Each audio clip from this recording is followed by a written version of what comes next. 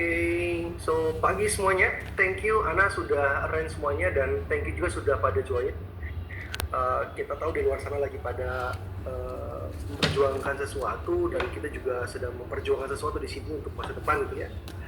Oke, kita berdoa semuanya bisa lancar, semuanya bisa sehat dan semua bisa kembali normal. Oke, so kita fokus ke kita punya bagian aja. Jadi yang hari ini yang saya mau share adalah ternyata setelah saya sekian belas tahun mendampingi banyak pengusaha dari berbagai macam industri, ternyata kalau boleh saya ambil sebuah kesimpulan, industri apa sih yang paling menarik? Apa ukuran menarik? Buat saya adalah sebuah bisnis itu menarik ketika kita dengan quote and quote dengan lebih mudah untuk bisa scale up. Jadi kuncinya adalah scale up. Contoh gini ya teman-teman, kalau kita masuk ke dunia retail misalkan, contoh saya juga punya klien yang di retail. Ketika mereka mau scale up dia punya bisnis, yang terjadi adalah mereka butuh bangun, buka cabang-cabang baru. Ketika buka cabang baru, kita tahu bahwa working capital atau biaya investasi di awal itu initial fee-nya itu sangat besar. Ya. Nah, untuk di dunia yang namanya modern trade dan general trade, menurut saya setelah saya alami sendiri, saya juga punya produk MTGT, saya juga mendampingi beberapa pengusaha yang memang produknya masuk ke MTGT. Ternyata di MTGT itu menurut saya adalah industri yang paling quote and quote tadi saya bilang bahwa paling mudah untuk scale up. Nanti saya jelasin ya kenapa MTGT itu paling mudah scale up-nya dan malah bukan cuma sampai puluhan juta, bukan cuma ratusan juta, bukan cuma miliaran. Ternyata kalau kita mampu menguasai MTGT nasional, itu kita punya penjualan itu bisa mencapai triliunan rupiah. Tetapi ingat bahwa ada syarat-syarat yang penting yang kita harus penuhi dulu di awal sehingga kita nggak boncos gitu ya. Oke, saya lanjut dulu karena ntar di tengah-tengah saya ada meminta polling sama teman-teman. Oke, produk sesuai market sangat penting, confirm ya. Jadi ketika kita mau masuk ke sebuah MTGT, memang kesesuaian produk yang sesuai dengan market itu sangat penting. Kalau saya punya misalkan produk makanan, misalkan atau snack gitu, ya itu harus sesuai dengan market dari sisi yang namanya kualitas produknya, jangka waktu expirednya, harganya, desainnya itu juga penting. Tetapi ingat bahwa itu cuma di awal. Kemampuan menguasai keseluruhan permainannya adalah kunci utamanya. Means adalah betul di awal kita mesti punya produk yang market fit. Tetapi kalau kita nggak ngerti keseluruhan permainannya, itu bisa masalah. Contoh ya, yogurt drink sama saya punya partner. Saya betul-betul totally saat itu nggak ngerti tentang MTGT. Saya hanya melihat bahwa memang secara potensi bisnis daripada saya bikin cafe yogurt, itu akan lebih cepat masuk besarnya kalau kita masuk ke supermarket, ke modern trade. Karena kami baru masuk ke sana, yang terjadi adalah produknya diterima. Kami sudah mencapai penjualan 500-600 sebulan, tetapi nggak bisa go nasional. Kenapa? Karena banyak hal. Satu adalah expired date-nya cuma bisa 3 minggu saat itu. Lalu kita punya margin kotor atau HPP kita itu cuma kali 3 dengan harga jual. Ternyata di MTGT itu ternyata punya formula tertentu yang menyebabkan bahwa kalau kita salah formulanya, yang terjadi adalah kerugian. Nah, di awal-awal saya belajar dari situ dan nggak menguntungkan walaupun punya uang ratusan juta, tetapi dari situ kami belajar sampai akhirnya kami bisa go nasional. Saya akan cerita tentang apa sih yang kami lakukan dan segala macam. Oke. Terus nextnya adalah saya pengen mengklarifikasi supaya teman-teman juga kita punya pemahaman yang sama bahwa apa sih itu modern trade? Modern trade atau pasar modern itu adalah sebuah retail, sebuah toko yang dimana konsep perdagangannya itu dijalankan secara terorganisir. Mereka punya IT yang terintegrasi, mereka punya strategi pemasaran modern, mereka punya SOP yang konsisten dan manajemen yang terpusat. Itu namanya modern trade. Di luar ini namanya general trade. Apa tuh namanya pasar tradisional. Ya, jadi ada modern, ada general. Ini adalah perbedaan lebih detail tentang MT dan GT. Nah, teman-teman nggak usah khawatir, ini semua materinya akan kami kirimkan setelah kita punya webinar hari. Jadi nggak usah foto-foto dan nggak usah dicatat. Anda hanya catat hal-hal penting aja yang nggak ada di slide, tapi slide ini akan kami bagikan setelah webinarnya oleh Anda. Nah, ini contoh perbedaan antara modern trade sama general trade. Yang pertama adalah yang namanya Indomaret, Alfamart, Shopee, Superindo itu pasti modern trade. Warung, toko kelontong, pasar tradisional itu pasti general trade. Pengelolaannya adalah kalau yang modern trade pasti terpusat. Lalu kalau yang general trade pasti dikelolanya oleh yang punya. Lokasinya ada di pusat kota biasanya kalau yang MT, mall dan atau online. Sedangkan untuk yang general trade itu biasanya di rumah, dekat rumah, pasar, kampung dan segala macam. Pembayarannya kalau yang di MT itulah pakai QRIS, pakai kartu kredit, pakai debit atau sometimes pakai tunai. Sedangkan yang di GT biasanya tunai. Ada cara pakai QRIS lah ada ya, tapi dan terkadang juga di GT bisa pakai sistem utang. Letak tokonya, tata letak tokonya di MT lebih erat. Kalau yang di GT itu sederhana, barang sometimes itu menumpuk dan segala macam. Promosi kalau di MT itu sering ada diskon, ada member card, ada voucher. Sedangkan kalau di GT itu seringkali tidak ada promo resminya. Di MT sistem stoknya adalah pakai komputer otomatis. Kalau yang di GT itu bisa manual atau berdasarkan pengetahuan setahunnya dari si pemilik toko. Kalau di MT jumlah cabangnya banyak di seluruh Indonesia. Kalau di GT biasanya cuma satu lokasi doang. Ya, jadi ini adalah persepsi awal supaya kita semua sepakat bahwa ini MT, ini GT. Ya. Oke. Yang menarik teman-teman, kalau kita masuk ke sebuah bisnis, sebuah industri, selain scale up yang kita mesti lihat, yang kedua adalah berapa besar sih potensi market. Karena kalau jangan sampai kita masuk ke sebuah industri, tetapi ternyata potensi pasar kecil gitu, market size kecil. Terus kalau dibagi sama banyak orang, jadi kan kecil kan ya. Nah ternyata berapa besar sih market size-nya di Indonesia? Itu kalau dari FMCG aja yang namanya fast moving consumer good, itu hanya fast moving consumer good itu di 2025 itu lebih dari 1.500 triliun per tahun, hanya FMCG. Di luar FMCG itu juga ada, tapi itu lebih besar ya. Jadi ini cuma satu bagian dari MT, dari GT, namanya FMCG, fast moving consumer good. Terus setiap tahun itu bertumbuhnya 7-9%, dan diprediksi tahun 2009 itu bisa mencapai 2040 triliun per tahun. Nah yang menarik adalah dari dulu saya masuk ke GTMT, ternyata sampai sekarang nggak berubah banyak.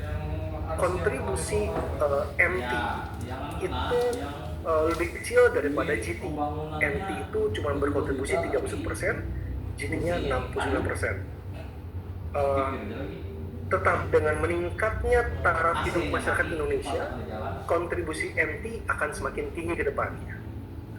Nah ini menarik ya teman-teman ya. Jadi kalau gitu saya masuk GT aja, enggak juga sih. Karena gini, ternyata walaupun GT masih berkontribusi sangat besar, tapi peran MT, peran dari modern market, peran kita punya produk masuk ke modern market itu nggak bisa diremehin. Kenapa? Karena MT adalah salah satu titik awal yang perlu dimenangkan. Artinya apa?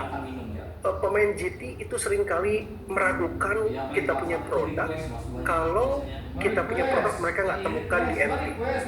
Ya, seringkali distributor nasional pun bilang bahwa Anda harus masuk ke MT dulu baru ke GT, karena GT-nya lebih susah kalau memang Anda masuk ke MT. Masuk ke MT aja belum tentu GT-nya mudah. Jadi MT memang adalah titik awal yang kita harus menangkap. Nah, apa sih tantangan utama yang dihadapi para pengusaha? Nah, sebelum kesini, saya pengen stop sharing dulu. Saya pengen ngobrol dong sama teman-teman, terutama untuk teman-teman yang sudah punya produk dan pengalaman masuk ke MTGT. Silahkan, siapa yang boleh angkat tangan, boleh. Kita mau lebih maksimal supaya kita bisa maksimal buat teman-teman semua. Yuk, siapa yang sudah punya produk masuk ke MTGT atau sudah punya potensi tapi belum masuk gitu? Yang penting Anda sudah punya produk dulu deh. Ada? Pak Riko ada ya? Oke, Pak Riko punya produk apa Pak Riko? Penasaran nih. Sudah sekian bulan ya Pak? Bulan tahun kita nggak ketemu. Salah satunya ikut Zoom meeting ini kepin lihat wajahnya Coach Robi lagi ini. Thank you Pak Riko. Sama Pak, silahkan Pak. Oke, Coach saya cuman ini aja, saya kan punya satu toko. Mungkin sebelumnya saya sempat sharing sama Coach Robi juga. Jadi saya punya produk saya sendiri berarti ini Coach ya. Kita bicara tentang produk kita sendiri ya. Karena toko ini kan ada produk yang kita beli, kita sebagai distributor, lalu kita menjual di tokonya kita. Tapi berarti kalau saya dengar dari penjelasannya Coach Robi barusan, MTGT ini berarti tentang produk kita sendiri yang kita produksi sendiri gitu ya Coach ya? Apakah harus diproduksi sendiri? Enggak juga sih Pak. Oh enggak juga ya? Oke, enggak juga. Yang penting adalah kita punya produknya. Oke, sharing aja, saya punya produk namanya Masa Sinkastun. Itu adalah produk cat tekstur. Produk cat tekstur ini saya jual di toko saya sendiri yang kalau dari penjelasannya Coach Robi barusan, ini tengah-tengahnya Coach, MT enggak, GT enggak. Jadi ya tetap kita ada komputernya, tapi model tokonya nggak kita buat seperti Indomaret atau Alfamart, jadi semi tradisional tapi tetap ditangani dengan profesional. Barang-barangnya juga diletakkan dengan rapi, lalu di manajemen ada operasional manajernya, ada salesnya, ya kayak begitulah Coach, ada struktur organisasinya. Nah ini memang saya lagi kepingin untuk scale up, untuk menjual produk saya ini saya masukkan ke saya menyebutnya kemitraan gitu, dan saya kepinginnya sih MT. Kalau dari penjelasannya Coach Robi barusan, saya kepinginnya MT gitu. Saya lagi cari kemitraan yang bisa mau menjual produk saya. Nanti kita diskusikan cara kerjasamanya seperti apa gitu. Mungkin sharing singkat dari saya itu dulu Coach. Thank you Pak Riko. Kalau boleh sharing sedikit ya Pak, apa tantangan terbesar Pak Riko saat ini dalam hal mengembangkan Anda punya channel penjualan? Apakah Anda punya tantangan atau so far ini? Tantangan terbesar untuk mengembangkan produk saya ini di FT gitu ya Pak ya? Yes. Itu tantangan terbesarnya adalah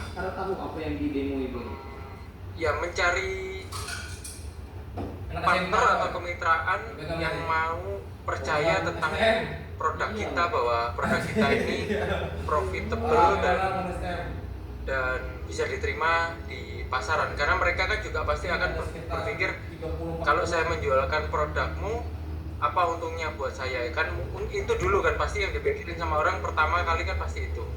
Nah itu yang menurut saya tantangannya. Itu sih Coach. Oke. Nah, clear. Saya keep dulu aja karena walaupun bukan produk yang dikonsumsi, tapi pada intinya adalah kalau masuk ke MTGT intinya sama permainannya. Nanti saya akan jelasin ke Pak Riko dan teman-teman apa sih solusinya. Tadi ya, saya punya produk nih, tapi saya mau ngembangin nih, ini gimana caranya nih, tahap awalnya apa sih, step by stepnya gitu ya, itu ada caranya. Thank you Pak Riko udah sharing. Thank you. Oke. Yang lain yuk, yang punya produk yang berbeda. Siapa yang punya produk yang berbeda? Ada nih, masalah dari Solo, ada yang punya bihun, lalu ada lagi yang punya selai strawberry, setahu saya ada di sini. lalu ada banyak sih.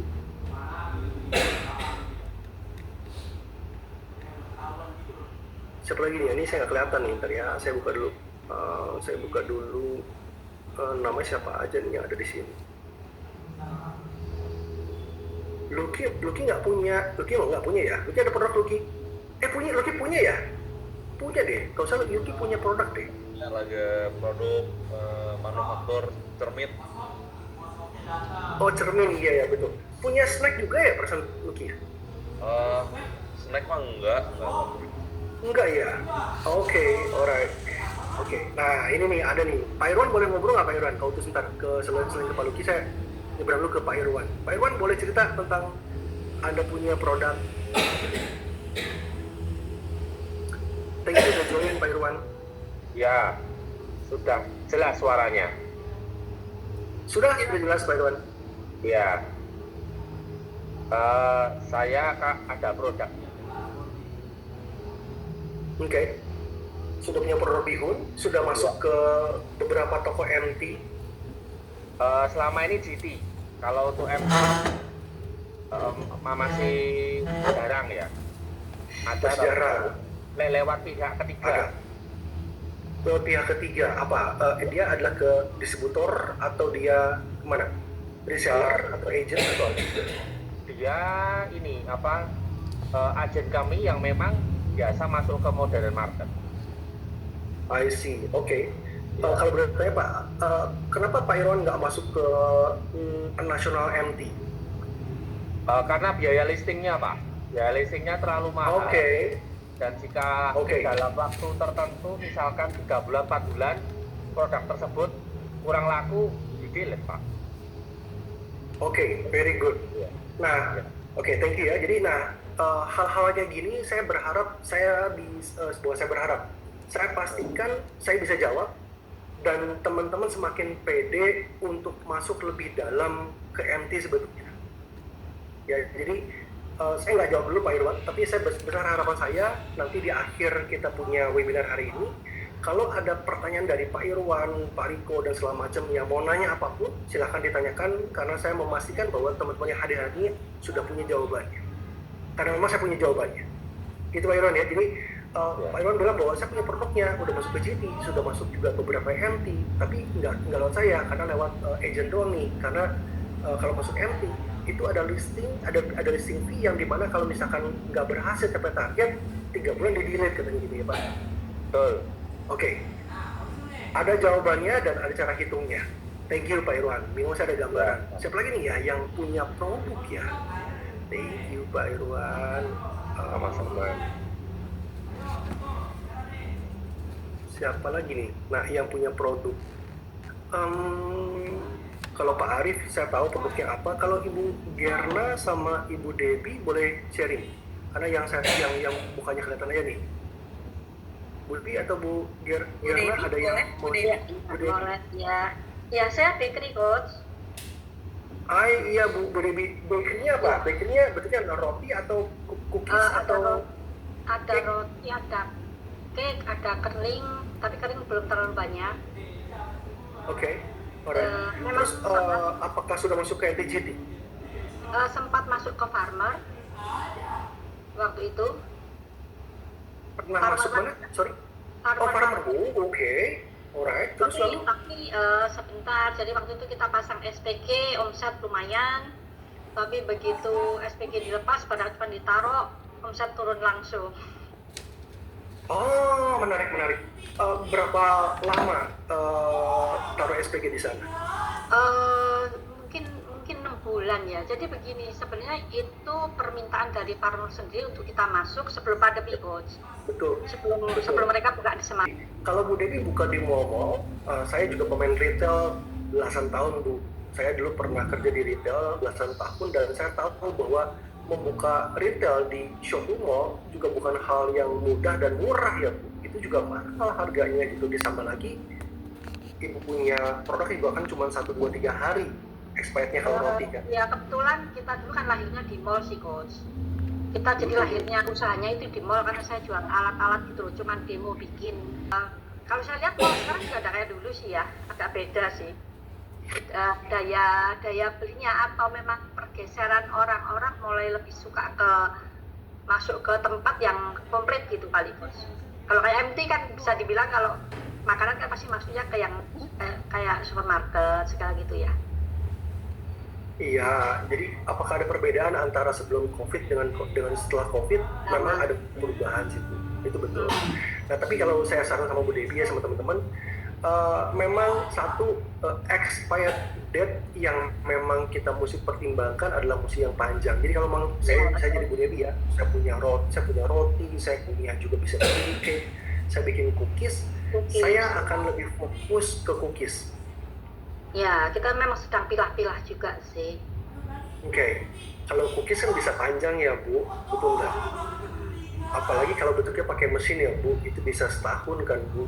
Iya, memang itunya kayaknya mungkin memang teknologi kita juga yang masih Yes. konvensional Yes. ya, ngerti sih. Betul.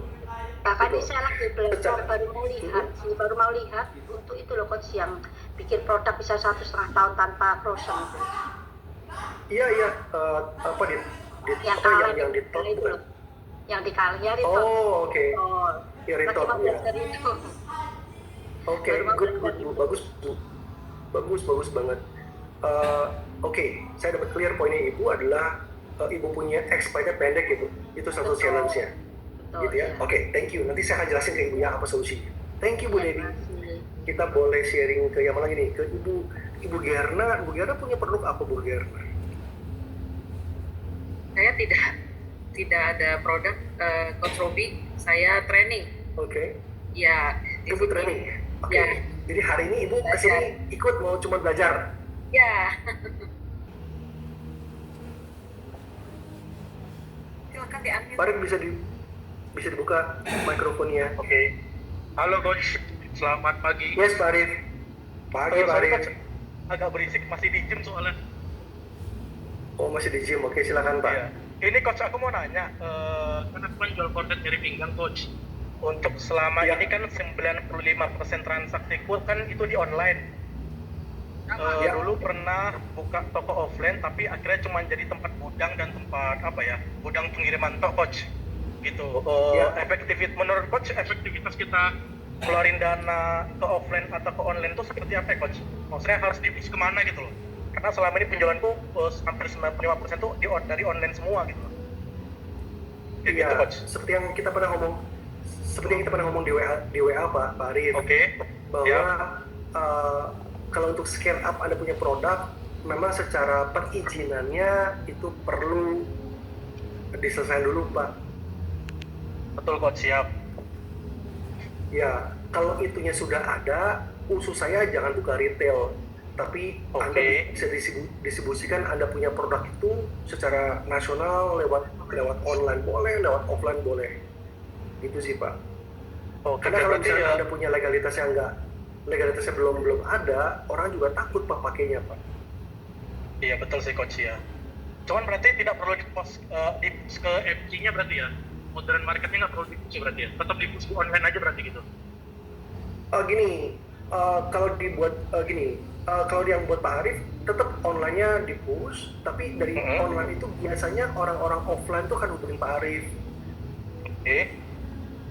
Pak Arif, saya lihat di online nih, kalau punya produk bagus nih, udah ada izinnya belum? Udah ada legalitasnya belum? Kalau sudah mau dong. Nah, mulai kan, dia masuk ke NT kan, Oke, masuk ke rumah sakit, masuk klinik, dan segala macam lain. Gitu sih Pak Arif. Berarti tetap fokus Ya. ke online dulu aja gitu ya Coach? Sementara fokus ke online dan legalitas ya Pak. Oke, Perizinan. siap. Ya, Pak Arif. Oke. Siap Coach, Oke, terima kasih Pak. Coach.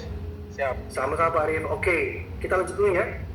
Jadi teman-teman inilah sebentar, sorry, ininya kegagalan, bisa punya displaynya. Oke, sip. Jadi teman-teman inilah tantangan utama yang dihadapi biasanya oleh para pengusaha. Apa yang pertama? Yang pertama adalah produknya belum sesuai dengan market. Gitu ya. Contoh misalkan saya jual snack misalkan. Snacknya itu minyaknya masih bau misalkan. Nah, itu kan berarti adalah produknya belum sesuai dengan market.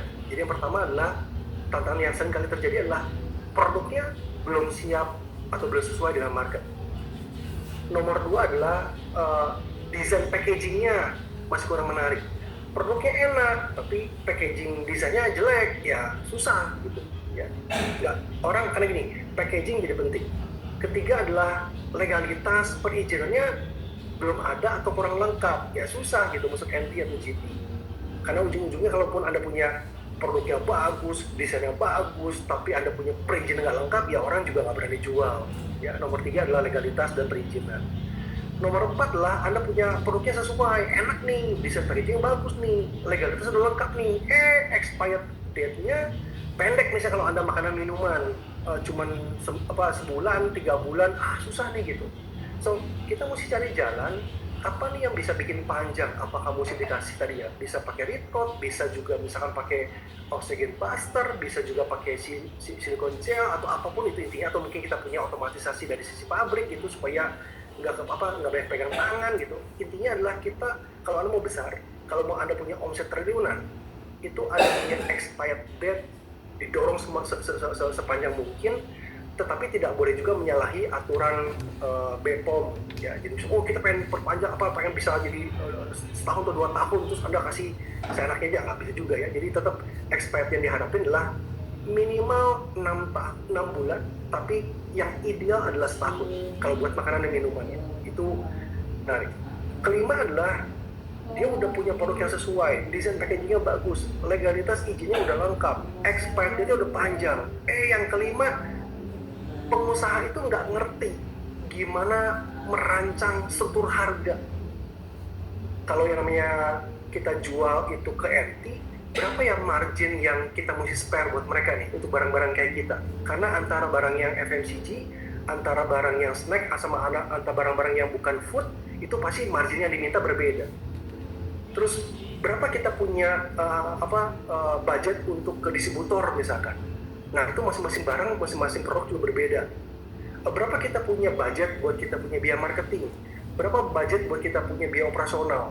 Nah, kita harus tahu di awal supaya kita dari awal clear.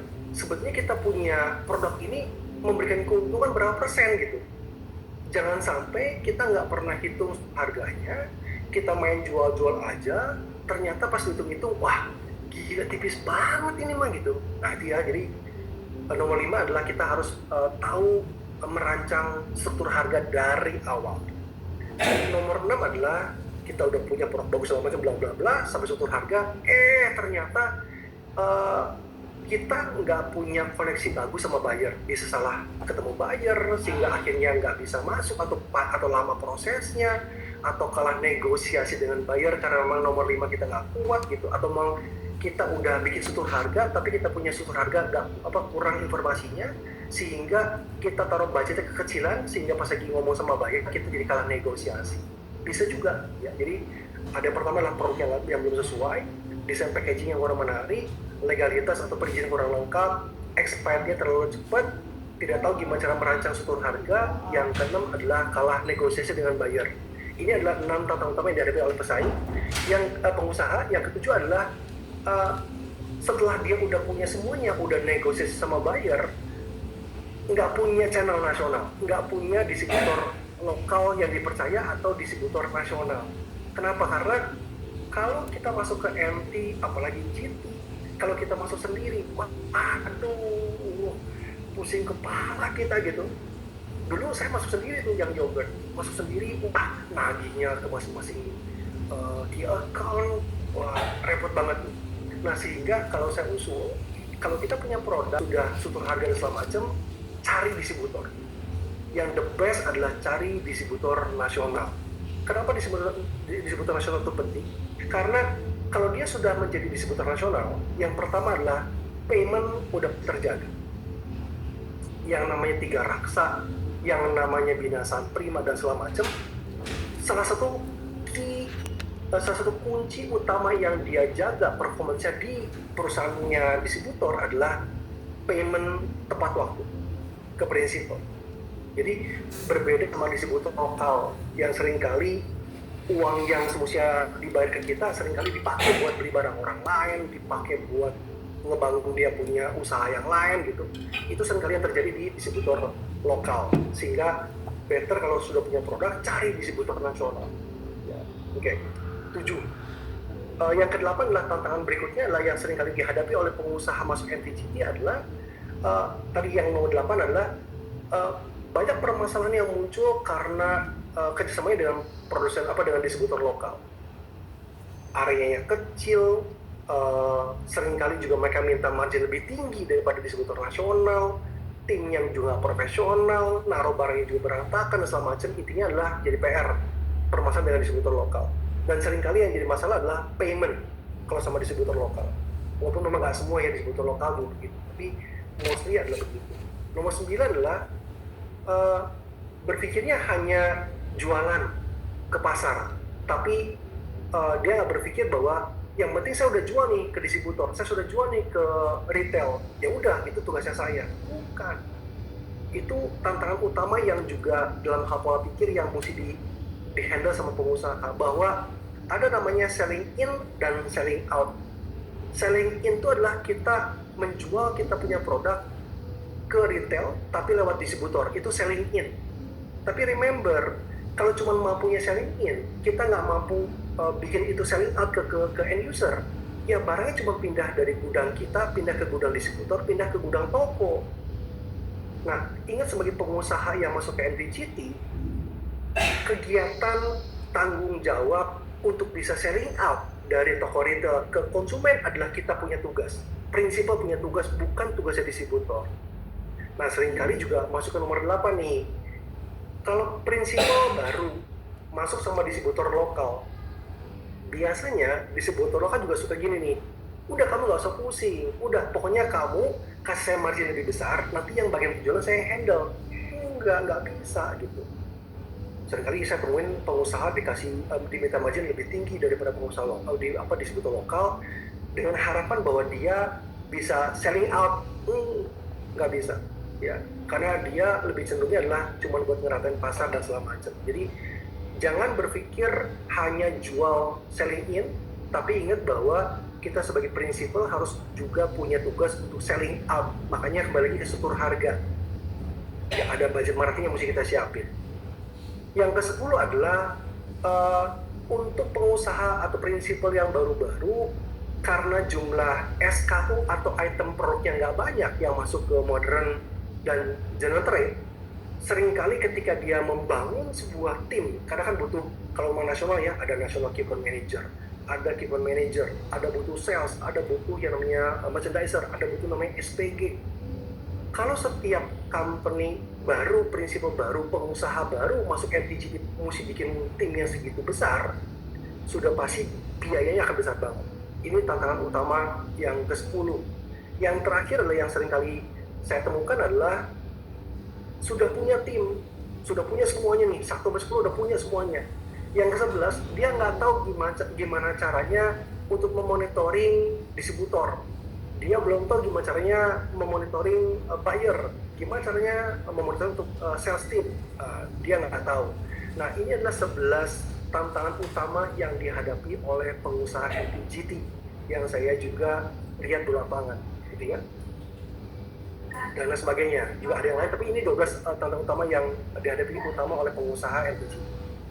Nah, teman-teman, ini adalah roadmap untuk bisa menjadi pemenang di MTGT. Ya. Jadi inilah jawabannya. Yang pertama adalah, apapun kita punya produk, yang pertama adalah begin with the end in mind. Apa artinya? Artinya adalah kita mesti tahu nih, tujuan target akhir yang kita mau capai di company kita apa nih? Mau apakah itu penjualan kek, mau itu bentuknya adalah quantity kek, mau bentuknya adalah net profit kek. Intinya adalah kita dari awal mulai, kita mesti tahu apa sih target personal goal lah, kalau ngomongin tentang diajarkan incubator, apa sih kita punya personal goal yang kita mau capai ketika kita masuk ke industri MTGT. Contoh misalkan, coach, saya pengen punya valuasi company yang masuk ke MTGT yang valuasi company-nya 1T. Artinya apa? Ketika valuasi company 1T, saya mau jual 100% kepada investor sehingga saya punya uang 1T. Boleh nggak? Boleh, nggak ada masalah. Jadi ingat bahwa ketika masuk ke sebuah industri termasuk NPG, yang pertama adalah tentukan apa personal goal yang Anda mau capai. Ya, itu dia yang pertama. Karena gini, kalau Anda pengen punya mimpinya adalah 1 triliun atau 100 M atau 10 M atau berapa M namanya, Anda punya produk mesti bisa memastikan bahwa fit sama Anda punya personal goal. Jangan sampai Anda punya mimpi sama Anda punya produk nggak nyambung. Clear ya? Kalau ada yang mau tanya, dicatat dulu, nanti akan saya buka untuk pertanyaan. Intinya lah yang pertama, begin with the end in mind. Ya, kita harus memulai kita punya journey ini dengan menentukan bahwa apa sih personal goal yang kita mau capai di ujung sana. Mau 3 tahun kayak, mau 5 tahun kayak, mau 10 tahun kayak, berapapun itu kita mesti clear. Apa angkanya, apa numbernya, ya. Setelah kita udah clear, nomor 2 adalah kita harus mencari atau melihat atau menganalisa apakah produk yang kita punya itu bisa nggak sih membantu kita mencapai kita punya personal goal, dan apakah kita punya produk itu fit nggak sama market. Nah, kembali ke kita punya pembelajaran incubator adalah ketika kita sudah punya produk, jangan lupa kita mesti testing, kita blind test ke kita punya target market, ke kita punya ideal client. Kita tes tuh, contoh nih ya, anggaplah punya produk snack lah gitu. Merek A, ini adalah kita punya, merek B adalah kompetitor punya yang nomor 1. Usul saya adalah untuk menentukan bahwa apakah kita punya produk itu udah market fit belum sih. Saya biasanya lakukan adalah dengan cara blind test. Blind test saya ingat bukan ke kita punya bukan ke kita punya tim, bukan ke kita punya family, bukan ke kita punya tim. Bukan ke kita punya keluarga, bukan. Tetapi ingat bahwa blind testnya itu adalah kepada kita punya ideal client, kepada kita punya target market. Karena ujung-ujungnya mereka yang akan membeli kita punya produk. Blind test, lihat apakah betul nggak sih mereka lebih banyak memilih kita punya produk di compare sama yang sudah ada di market. Gitu ya. Pernah suatu hari saya ada ketemu sama satu pengusaha dari Palembang, lalu beliau memperkenalkan produknya dia gitu. Saya bilang, aduh ini kok produknya nggak menarik ya, udah hitam, keriting, kecil gitu. Terus kita lihat yang pesannya dia jauh banget, beda, cantik dan segala macam gitu. Akhirnya kita bilang, ini udah fit produknya.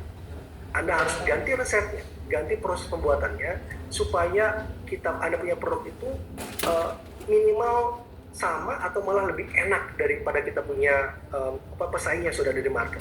Akhirnya perbaiki dulu produknya, muncul ke saya lagi, terus di blind test ke saya, terus saya cek, enak nih. Saya bilang, terus kita bilang, yang ini enak. Terus bilang, coach ini kita punya produk, very good. Nah, kan saya belum tentu saya adalah dia punya ideal client. Namun kita mau dapat ukuran yang lebih luas. Saya apain? Saya cek ke teman-teman saya yang memang ideal client, terus saya cek juga ke buyer yang ada di modern trade, apakah produknya oke atau enggak, bisa packaging oke enggak, ada segala macam. Setelah itu oke, nah baru kita bilang bahwa produk itu sudah sudah fit dengan market. Nomor 2 adalah itu tahapannya. Nomor 3 adalah, nah jangan langsung jualan teman-teman. Nah kita mesti merancang dulu nih, kita punya blueprint. Apa kita lakukan? Kita mesti market research. Kalau kita punya produknya snack, misalkan snacknya A.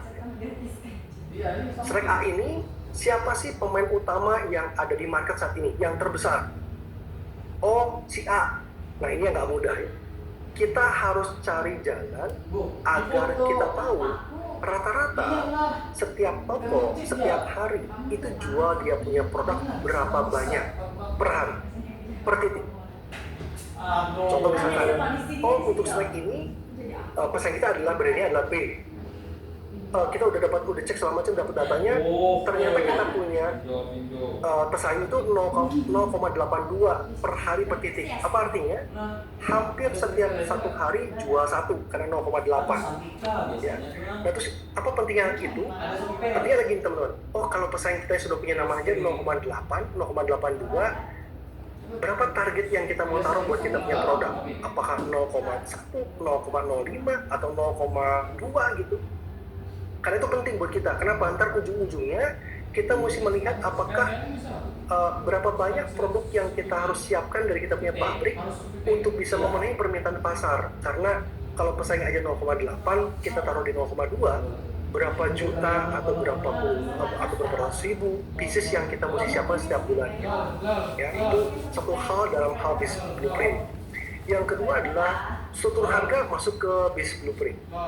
Udah punya struktur harga, tadi saya bilang ya, oh ini margin buat retailnya berapa, buat marketingnya berapa, HPP berapa, biaya usaha berapa, kita punya net profit after tax-nya berapa sih? Ya kita udah punya struktur harga. Setelah itu, di business blueprint kita mesti lihat gini, kita punya produk, itu kita masuk mana aja ya di tahun pertama. MT-nya apa aja, GT-nya berapa banyak, in total kita mau taruh berapa titik gitu ya. Nah dari situ kita akan nentuin nih, totalnya sebulan tuh butuh produksinya, berapa estimasi kita punya penjualan, berapa estimasi kita punya penjualan per kota kalau bisa. Nanti saya tunjukin ada format yang saya pakai sebetulnya. Nextnya adalah di business blueprint, itu adalah kita mesti juga merancang bahwa setelah kita punya struktur harga, kita tahu berapa penjualan potensinya, kita kan tadi kita sudah tentukan di awal bahwa berapa sih budget marketing yang kita mau taruh buat kita punya produk. Nah kita begini, budgetnya berapa per key account-nya berapa, lalu kita hitung nih, untuk yang 3 bulan pertama apa nih aktivitas marketing yang bisa lakukan, 3 bulan kedua apa, ketiganya apa, keempatnya apa. Jadi at least kita dalam 1 tahun ke depan kita sudah punya agenda marketingnya seperti apa. Yang terakhir adalah di business blueprint adalah memberikan gambaran bahwa kalau tahun pertama kita masuk 70.000 titik, tahun kedua kita mau berapa ribu titik nih? Oh, tahun kedua adalah kita maunya adalah 125.000 titik misalkan. Terus tahun ketiga kita maunya adalah 200.000 misalkan. Nah, oleh karena itu, siapa ya distributor yang tepat buat kita punya produk? Yang memang mereka sudah punya titik jumlahnya yang sama kita yang kita mau. Di samping itu, kita punya gambaran nih, mencapai kita punya angka yang tadi yang di awal yang personal goal, ternyata kita hanya butuh 3 tahun nih, nggak butuh 5 tahun, nggak butuh 10 tahun. Yang penting adalah ini kita punya blueprint-nya bisa dipenuhin. Itu adalah roadmap ketiga yang kita mesti punya sebelum jualan. Yang keempat adalah setelah kita tahu business blueprint-nya, kita tahu berapa jumlah yang kita butuhkan, dicek ke pabrik. Betul nggak sih bahwa kita punya pabrik itu secara HPP bisa sesuai nggak sama kita punya struktur harga? Lalu secara kita punya jumlah kapasitas, bisa nggak dia memenuhi kita punya projection yang tadi kita udah bikin di business blueprint? Dicek tuh di production field-nya. Gitu ya. Apa kita mesti tambah orang, mesti tambah mesin, mesti tambah luasan pabrik gitu. Itu adalah di production field. Setelah confirm dengan production, yang berikutnya adalah mulai melakukan presentasi, mulai melakukan negosiasi dengan distributor yang sesuai. Sudah distributor sesuai, kita presentasi, kita deal, baru kita masuk ke buyer. Karena biasanya contoh gini, masuk ke key account seperti misalkan kayak Indomaret atau Alfamart, pas kita mau masuk dia tanya, Anda sudah punya distributor belum? Kalau belum, keluar. Saya hanya akan meeting dengan orang-orang yang sudah punya distributor. Ya, jadi distributor baru kita akan ke buyer. Oke? Setelah kita udah negosiasi dengan distributor dan buyer, akhirnya kita bisa masuk nih. Nah, remember, untuk masuk dan menang di MTGP, nggak bisa hanya selling out, hanya bisa selling in. Tapi kita mesti membangun kerajaan penjualan, tim penjualan. Tadi ya, mesti hire income itu adalah national key account manager, harus meng-hire key account manager per kota. Kita mesti punya tim sales, mesti punya MD, dan mesti punya juga yang namanya SPG. Nah, setelah kita punya sales empire team, artinya kita sudah punya tim kerajaan yang di penjualan, kita maksimalisasi kita punya produk di sana. Nah, endingnya adalah baru kita exit strategi. Setelah kita mencapai angka yang tadi kita mau di awal, kita tinggal mencari siapa sih strategic partner, private equity atau venture capital atau investor yang memang sesuai untuk kita bisa exit atau malah IPO misalnya. Teman-teman, ini adalah 1, 2, 3, 4, 5, 6, 7 roadmap yang kita mesti punya, yang kita mesti kuasai untuk bisa menang di MTG. Gitu ya. Oke. Saya akan mulai dengan cerita deh tentang case study. Jadi awal-awal tuh kita nggak pernah, saya yang tadi yang main yogurt, saya nggak pernah tuh gambaran berapa ya angkanya, udah deh jualan dulu aja deh ya. Jadi kita ini nggak ada, hindarin. Lalu kita udah fit, kita bikin produk yang bagus, kita jualan. PR-nya adalah kita punya HPP, tadi saya bilang bahwa kita punya harga jual itu HPP-nya cuma kali 3, artinya adalah ujung-ujungnya kami punya net profit kecil, ditambah lagi karena expirednya pendek cuma 3 minggu, akhirnya seringkali banyak yang expired, sehingga kami mesti menanggung expirednya. Ujung-ujungnya kami nggak menarik buat kami profitabilitas, gitu ya.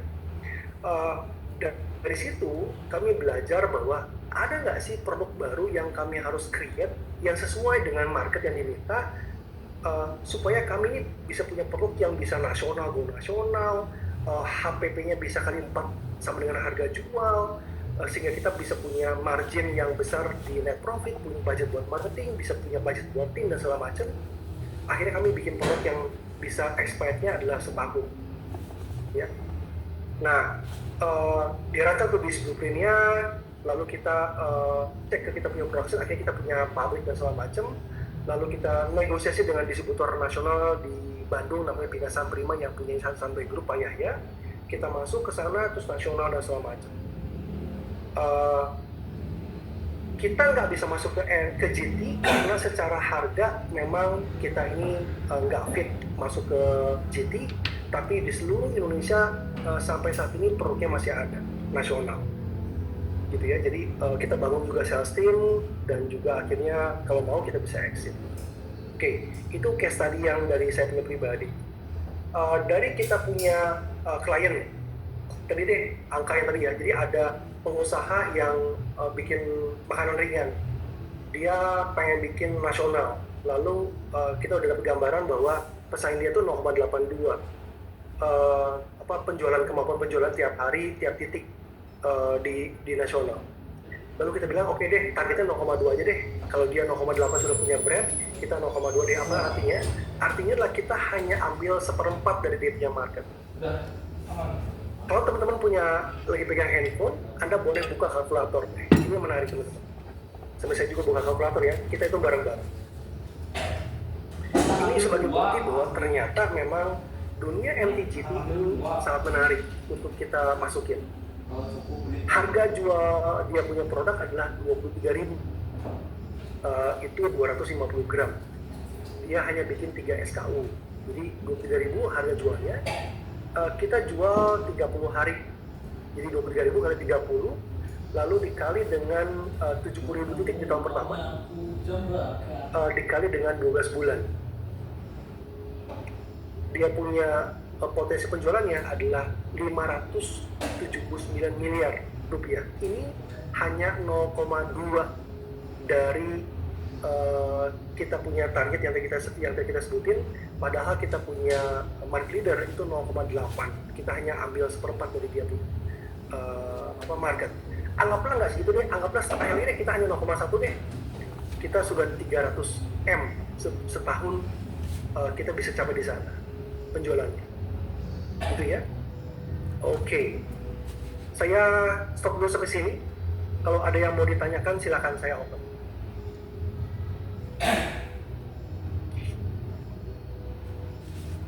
Boleh Pak Riko? Pak Riko ada yang mau nanya? Oke, sip. Yes, Pak Riko. Ya, Coach, saya mau tanya kembali ke, saya langsung fokus ke produk saya aja Coach ya, supaya saya nggak bingung. Karena tadinya saya pengakuan jujur Coach MTGT ini saya malah nggak tahu. Maka hari ini saya thank you banget Coach Robby kasih saya penjelasan pengertian tentang MTGT. Yang dimana berarti kalau saya lihat ini MTGT ini kan bicara tentang multiplikasi, betul ya Coach ya? Kita menjual produk kita dengan sangat masif di beberapa, tadi disebutkan case tadinya 70.000 titik. Tadi di awal saya sempat sampaikan kalau saya ini kepingin mencari partner atau kemitraan untuk bisa menjualkan produk saya. Kalau saya lihat dari penjelasannya Coach Robi itu tadi berarti di exit strateginya, betul ya Coach? Exit strateginya itu adalah mencari partnernya, betul? Artinya kita di harus exit itu adalah kita kalau keluar, maksudnya kalau kita mau jual company-nya, kita mau jual saham kita, itu di exit. Oke, sorry Coach, nggak paham. Tapi artinya berarti kalau misalkan saya mau jual produk saya, Coach. Saya mau ajak Coach Robi untuk kerjasama nih, misalkan begitu. Coach Robi punya tempatnya, saya bisa bikin tempatnya Coach Robi ini sebagai showroom atau mungkin sebagai Bukan, itu lebih kepada kemitraan Pak Riko. Nah, kalau saya boleh usul ya Pak, kan kita maunya cepet kan Pak, betul Pak? Kita maunya cepet nih, karena bisnis butuh cepat. Kalau bisnis nggak cepat, PR-nya baikan niru kita. Jadi kita butuh kecepatan. Nah, kalau saya boleh usul buat Pak Riko, better Pak kalau Bapak sudah melihat bahwa ternyata selama ini kita punya produk di tokonya kita laku nih, customer banyak yang appreciate kita punya produk. Menurut saya Pak, Bapak tinggal mencari siapa distributor nasional yang selama ini mereka membawa brand-brand lain ke toko-toko, ke channel toko yang memang fit sama Bapak punya produk. Contoh misalnya ya Pak, kan Bapak kan di bahan bangunan ya Pak. Apakah Catur Sentosa CSA itu bisa nggak sih? Ya. Gitu. Jadi, nah jika saya jadi Pak Riko adalah saya nggak usah cari mitra Pak. Kelamaan Pak, jujur kelamaan. Kelamaan Pak, pusing kepala Pak. Ya. Saya jadi Pak Riko Pak, produknya sudah market fit, tinggal pergi ke CSA, negosiasi. Tapi kan yang saya bilang ya Pak, Bapak mesti hitung-hitung dulu. Ini harganya cocok nggak nih, marginnya cocok nggak buat dia dan macam gitu. Kita masih punya untung atau enggak nih? Kalau fit, dorong ke sana Pak saya Pak.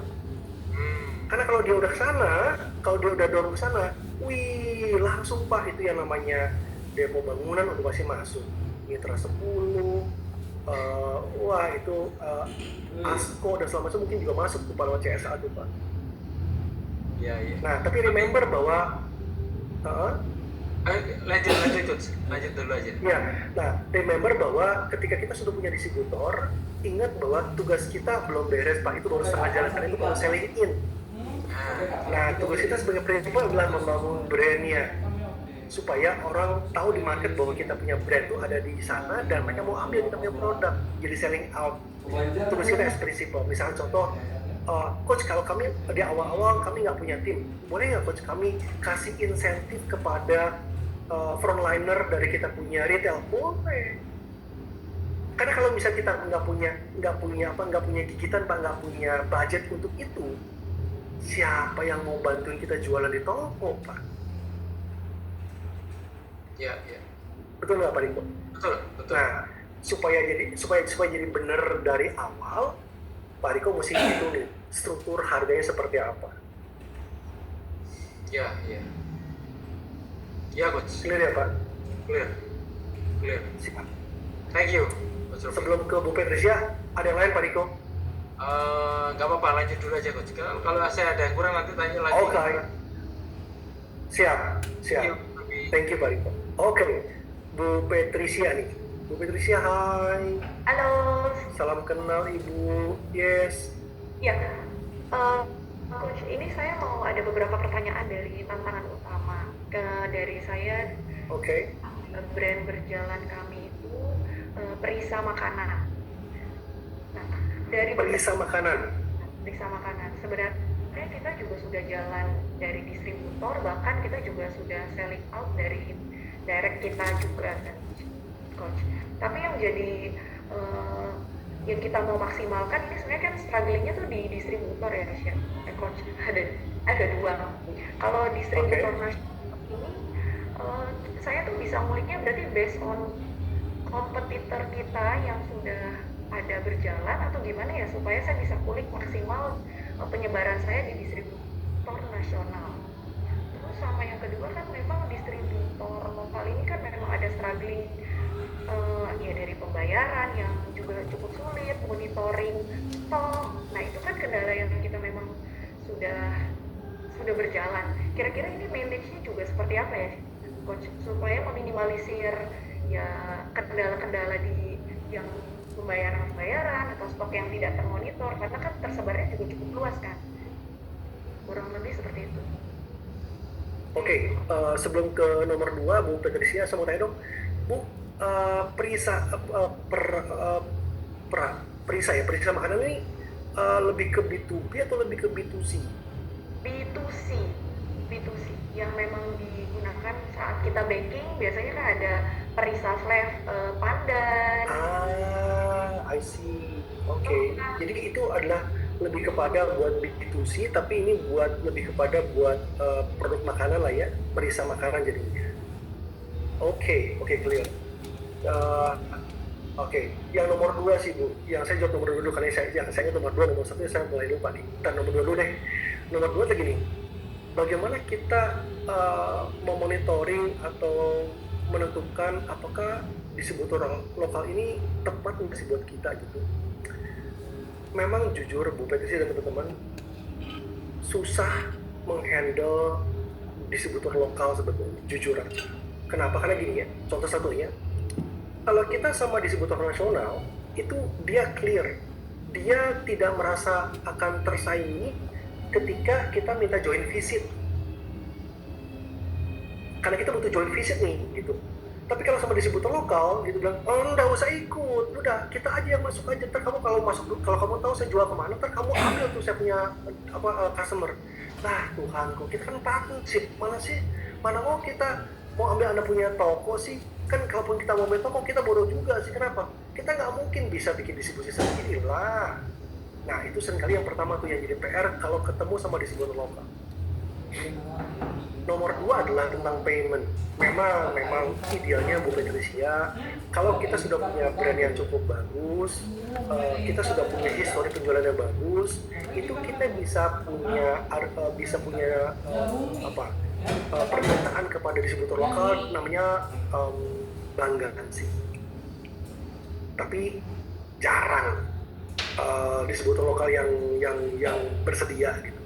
Atau ada solusi lain Bu, Ibu bisa ke Bank BRI melakukan yang namanya distribution, apa ya namanya ya? Distribution apa ya namanya itu, sebentar ya, sama salah satu petugas BRI.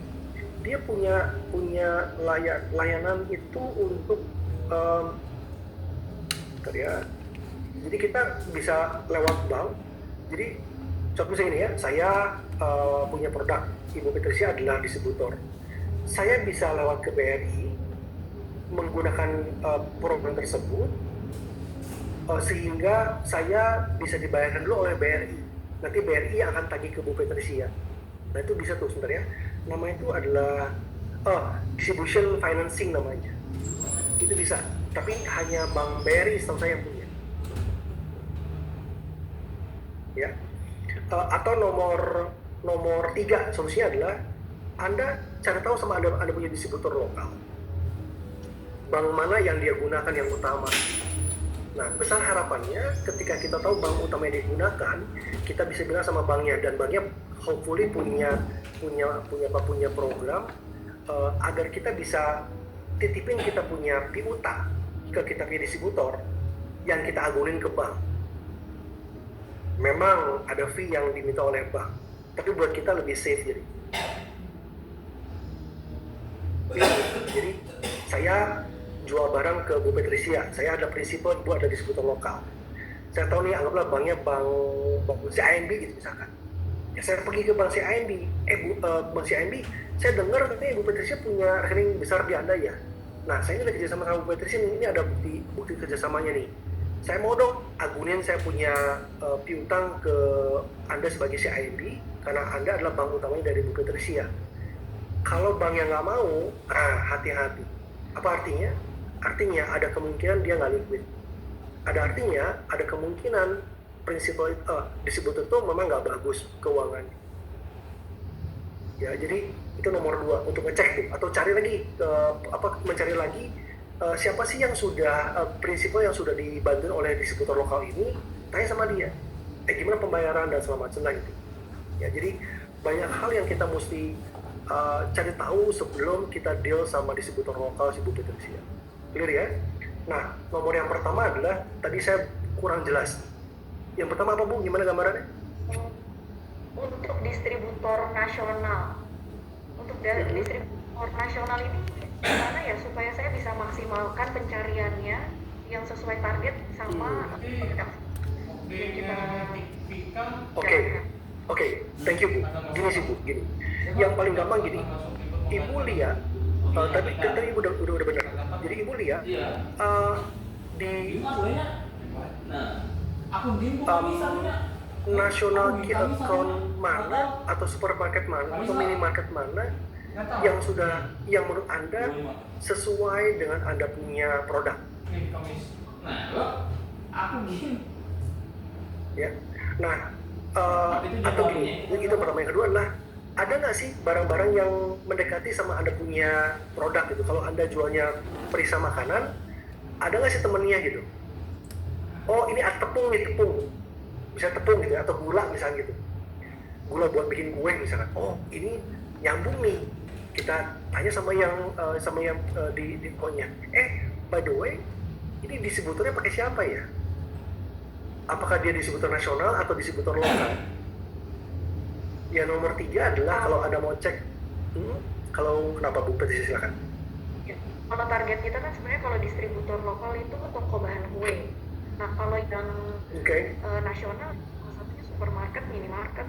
Nah, itu gimana cara kita cari targetnya kemana ya?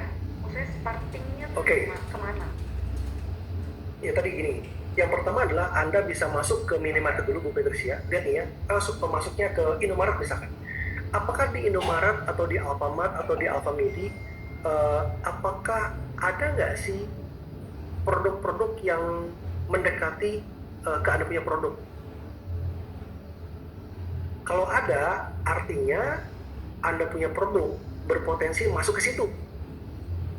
Oh ternyata nggak ada nih di minimarket, nggak ketemu nih yang buat bikin kue ini, nggak ketemu nih. Ada. Oke, kalau ada, tinggal tanya sama yang yang berjalan. Good.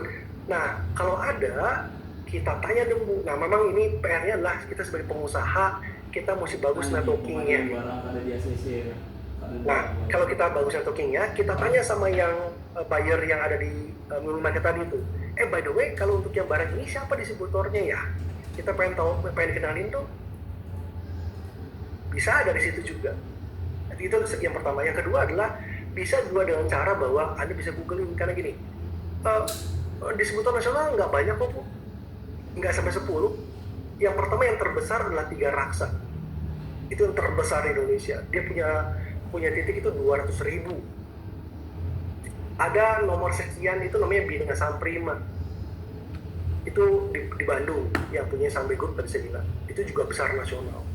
Nah, buat saya pribadi, 2 itu yang saya pegang sebagai saya punya partner untuk mendistribusikan produk nasional untuk yang namanya FMCG ya, untuk masuk ke minimarket, supermarket, dan GT nasional. Itu sih, bisa googling, cek gitu. Nah, cuman PR-nya adalah kalau kita nggak punya networking ke buyer, kita nggak punya networking ke distributor nasional, nah itu yang jadi tough sebetulnya. Networking as in maksudnya kita harus, apakah memang harus ada networking terlebih dahulu atau kita sebenarnya bisa building dari sekarang? Bisa bicara situ. Satu, bisa building sendiri, tapi pasti butuh waktu yang cukup panjang. Karena kita orang kayak gini ya. Kalau saya adalah buyer misalkan, Ibu datang nih ke saya punya kantor nih. Pak Robi, saya mau ini dong, jualan dong, saya punya produk gitu. Kalau saya tanya gini, pasti pertanyaan gini, Bu Patricia, ini adalah pertama kali Anda masuk ke MT atau ini sudah jual di mana aja? Pasti itu adalah pertanyaan pertama yang pasti akan ditanya. Kalau Ibu jawab begini, oh saya baru pertama kali Pak Robi masuk ke modern, langsung mulai warning dia, waduh, pertama kali nih ya, itu dia udah mulai takut tuh. Kenapa? Karena Karena kalau ini orang pertama kali masuk ke modern, yang dia takut adalah apa? Dia beli dari ibu punya company, betul? Terus dijual lah di tokonya saya, di saya punya key account toko. Sorry deh, bukan Bu PTC deh, ini anggaplah orang lain lah ya. Karena ini jelek. Jadi saya beli dari seseorang yang memang baru main di modern trade, saya beli sama orang itu, terus pas lagi kan saya udah bayar kan pakai TOP kan. Ketika saya TOP bayar duluan kan 30 hari kan barangnya juga kan masih sebagian masih ada yang di toko saya dong, betul nggak? Betul kan? Nah kalau itu menghilang dari peredaran, saya bisa dijewer sama direktur saya punya key account, betul nggak sih? Nah makanya oleh karena itu buyer akan sangat hati-hati ketika ketemu sama prinsipal yang baru pertama kali masuk ke MT. Itu yang jadi PR.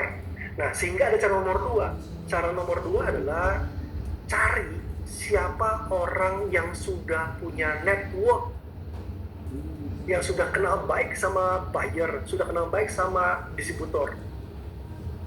Dengan lewat orang itu lebih cepat jadinya. Contoh deh gitu. Saya punya klien, dia jualannya barang A gitu.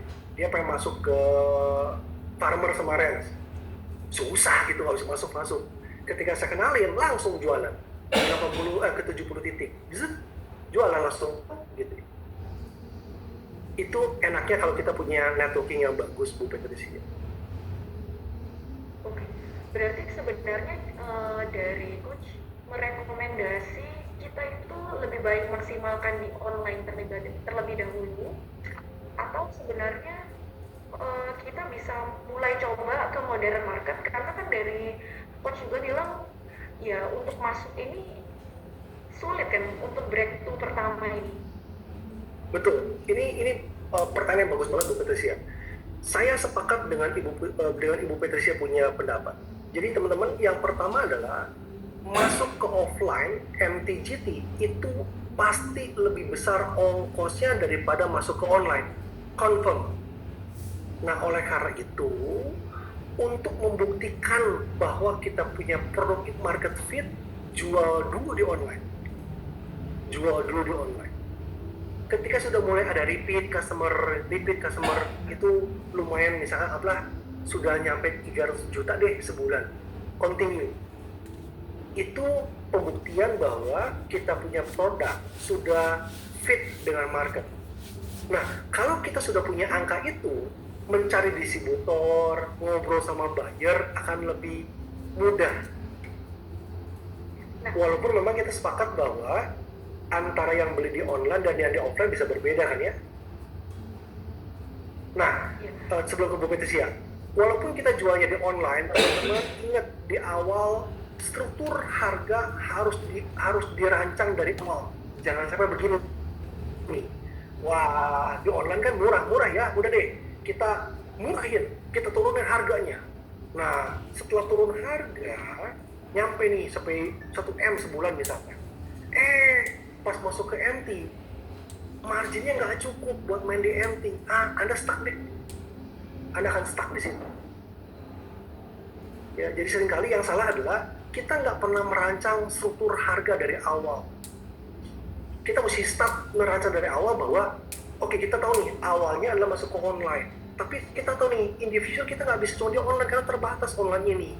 Kita mesti masuk ke offline, oleh itu kita mesti rancang yang namanya struktur harga yang mesti dirancang dari awal. Ini contoh ya, ini contoh format struktur harga yang saya pengen tunjukin.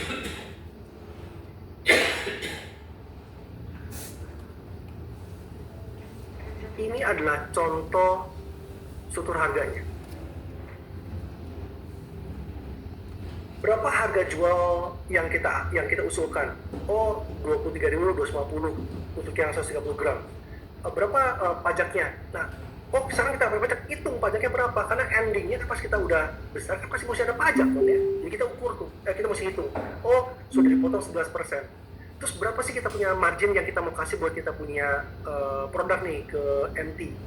Kalau buat kita punya produk ya gambaran 25 deh, udah taruh 25 deh maksimum. Terus kita punya HPP berapa? Kita taruh 25 deh. gitu ya. Tapi ini bukan udah, itu adalah yang kira-kira harus exact, harus benar. Terus sisanya ada berapa sih budget yang kita mau taruh buat biaya operasional, buat marketing, buat biaya distributor. Nah, indahnya adalah kalau kita punya COGS-nya itu rendah, itu indahnya adalah kita bisa punya margin yang cukup tebal di bawah. Kalau teman-teman bisa lihat bahwa kalau Anda kayak gini seluruh harganya, di bawah itu sudah kita bisa kunci sebetulnya net profitnya adalah 25%. Ya, nah ini adalah contoh format struktur harga yang kita harus rancang dari awal. Clear? Clear. Coach, Ya. tanya lagi. Ini Silakan. Kalau dari online itu sendiri kita sudah melakukan dan tidak hanya responnya baik, tapi kita sudah rutin berjalan dan sudah pasti penerimaan produk kita di market itu responnya sudah sangat baik.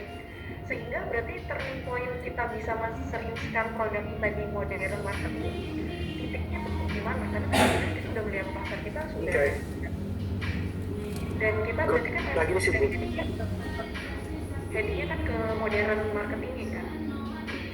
Ya, nah gini, apakah Ibu Patricia sudah belum bikin struktur harga kayak gini? Iya, ada perhitungan ya, HPP kita sudah ada perhitungan. Oke, dan Ibu sudah siapin budget buat margin buat retailnya berapa, buat kita punya tenaga tim kita berapa, budget buat kita punya marketing berapa, budget buat distributor berapa, Ibu sudah bikin? Sudah. Oke, good. Nah, Tapi memang kalau sudah, untuk yang ke nasionalnya kan kita belum ada gambaran kan, sehingga ya pasti untuk yang lebih detailnya secara komprehensif ya belum, tapi memang untuk budgeting sourcingnya sudah ada. oke. Contoh gini deh, Bu Patricia, Ibu kasih budget buat distributor berapa persen dari Anda punya harga retail buying price? Gambarannya nggak usah pasti. Iya, 10 itu adalah budget yang paling minim. Kalau Ibu boleh, taruh di Anda punya struktur harga, ada taruh yang di 15. Ya, kenapa? Karena gini, saya punya kebiasaan adalah kalau naruh budget, saya akan tinggiin. Kenapa saya tinggiin? Ketika nanti itu yang terjadi, saya sudah memperhitungkan yang terburuk. Tapi kalau saya hitungnya pres-presan, wah saya taruh di 10 deh. Wah itu kalau nggak dapat, wah saya punya net profit bisa boncos nih gitu. Jadi khusus saya adalah taruh distributornya 15% buat Ibu punya produk. Ya, terus berapa Anda punya buat Anda punya retail, Anda mau kasih margin berapa? Dia Anda punya struktur harga, kalau boleh sharing. Sorry gimana? Untuk retail. Kalau Anda jual, Anda punya produk, betul, Anda kasih diskon berapa? Kasih margin berapa ke toko, ke minimarket, ke supermarket? Ini 45%. Hah? 45%? Ya, Nggak ketinggian, Bu. karena kita ada program buy one get one untuk saat ini. Oh, beda. Itu ntar makin ke biaya marketing. Tapi ini yang front marginnya, bukan yang back marginnya, tapi yang ke front marginnya dulu deh. Front marginnya. Oke, nggak apa deh. Cuma gini, gambarnya itu udah 45 udah besar sih. Maksudnya adalah front margin bisa 25, Anda punya back margin bisa taruh di 20 gitu ya. Terus Anda sudah punya budget untuk yang namanya timnya Anda, kalau Anda mesti bangun. Karena mesti ada sales, mesti ada SPG gitu. Sudah. Berapa persen ada budgetnya dari Anda punya retail buying price? Range-nya ya? Budgetnya berapa? Budget kita range-nya 10 sampai 15. Oke. Masih oke sih Bu, di antara 10-15 masih oke. Nah, kalau begitu Ibu udah benar nih. Tinggal sekarang di bawahnya make sure Anda punya net profit after tax-nya, marginnya masih menarik buat Ibu. Aku ukuran menarik ya minimal 15 deh Bu. Kalau bisa lebih besar lebih bagus betul. Ya, oke. Nah dari situ ini adalah contoh format bisnis blueprint yang saya gunakan. Jadi ini adalah tentang struktur harga, lalu gini, bikin yang namanya kontribusi penjualan, teman-teman.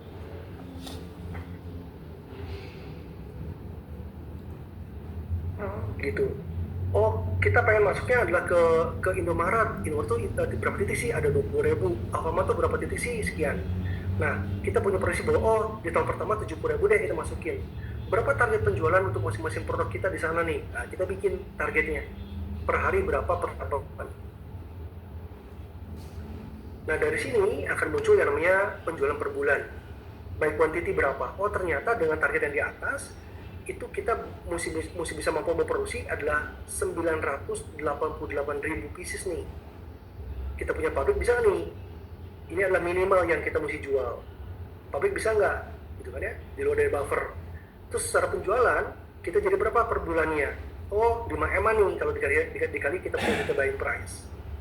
Lalu kita punya setahun, by channel berapa sih? Oh, 61M. Terus pecah lagi per kota. Oh, kalau yang namanya Indomaret itu di Jakarta punya 7.000 titik dan segala macam. Sehingga ujung-ujungnya kita tahu nih bahwa kontribusi penjualan per titik itu berapa. Baik itu kuantiti penjualan. Ya. Nah, dari sini lanjutannya adalah tadi saya bilang bikin budget marketing. Ada above the line, ada below the line. Nah, kita bagi nih budgetnya. Kan tadi kita udah bilang nih di awal nih ya. Kita mau kasih budgetnya 15% dari kita punya retail buying price. Berapa kita punya sales? Sekian M tadi kan. Nah, dari sekian M, itu kontribusi 15%. Nah, dibagi dari kontribusi masing-masing channel. Ketemu nih, masing-masing channel tuh berapa punya budget marketingnya tiap tahun. Dibagi nih aktivitasnya. Sehingga ujung-ujungnya adalah 3 bulan pertama apa aktivitasnya, berapa budgetnya, kita udah punya gambaran.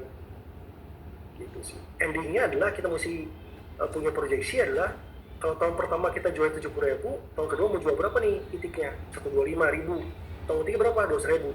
Sehingga at the end, berapa sih kita punya net profit selama setiap tahunnya? Gitu.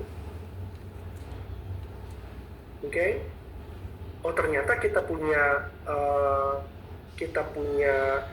per bulan itu adalah 3,7. Tapi kalau ngomongin namanya per tahun pertama kita udah untung 15M. Tahun kedua kita udah untung 27M.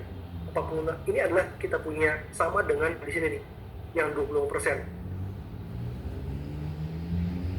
Nah, sehingga kalau untuk evaluasi, karena ini adalah bentuknya adalah makanan snack, kita bilang bahwa kita punya PE ratio-nya 8 kali deh. Artinya apa? Kalau di tahun pertama kita mau jual, kita akan jual di 123M kalau 100%. Kalau kita mau jual di tahun kedua, ya 223M. Mau jual di tahun ketiga, kalau net profitnya 44M setahun, kita bisa jual 356M. Nah, ini loh bisnis blueprint yang kita mesti bikin sejak awal. Nah, di awal kita mesti juga pelajarin kan, kalau kita punya pesaing itu, berapa sih dia punya harga jual? Berapa sih dia punya penjualan per hari, per titik, berapa sih? Kalau kita punya pesaing adalah 0, sekian, kita mau jual berapa nih gitu. Jadi kita mesti menentukan berapa target yang kita mau taruh di kita punya produk. Itu bukan cuma bayar asal kira-kira berapa nih ya, yang enggak gitu sih. Kita based on data jadinya. Nah, jujur ini adalah bagian yang sangat tidak mudah untuk bisa mendapatkan data ini. Ya. Nah, gitu teman-teman. Silahkan kalau ada yang masih mau tanya, mau Ibu Petis yang tanya, mau yang lain nanya, saya welcome, silahkan. Ada Pak Irwan nih, Coach. Oke, Pak Irwan. By the way, sebelum ke Pak Irwan, pengen profiling dulu nggak? Udah pada kumpul, udah 45 segala macam. Teman-teman ada profiling, tolong dong, ada cek di Anda punya kolom, kalau Anda nggak muncul, Anda cek di kolom di menu polls itu ada satu pertanyaan. Anda hanya pilih satu aja. Yang pertama adalah, apakah saat ini Anda belum punya produk yang bisa masuk ke MT? Nah, kalau belum punya, Anda bisa klik.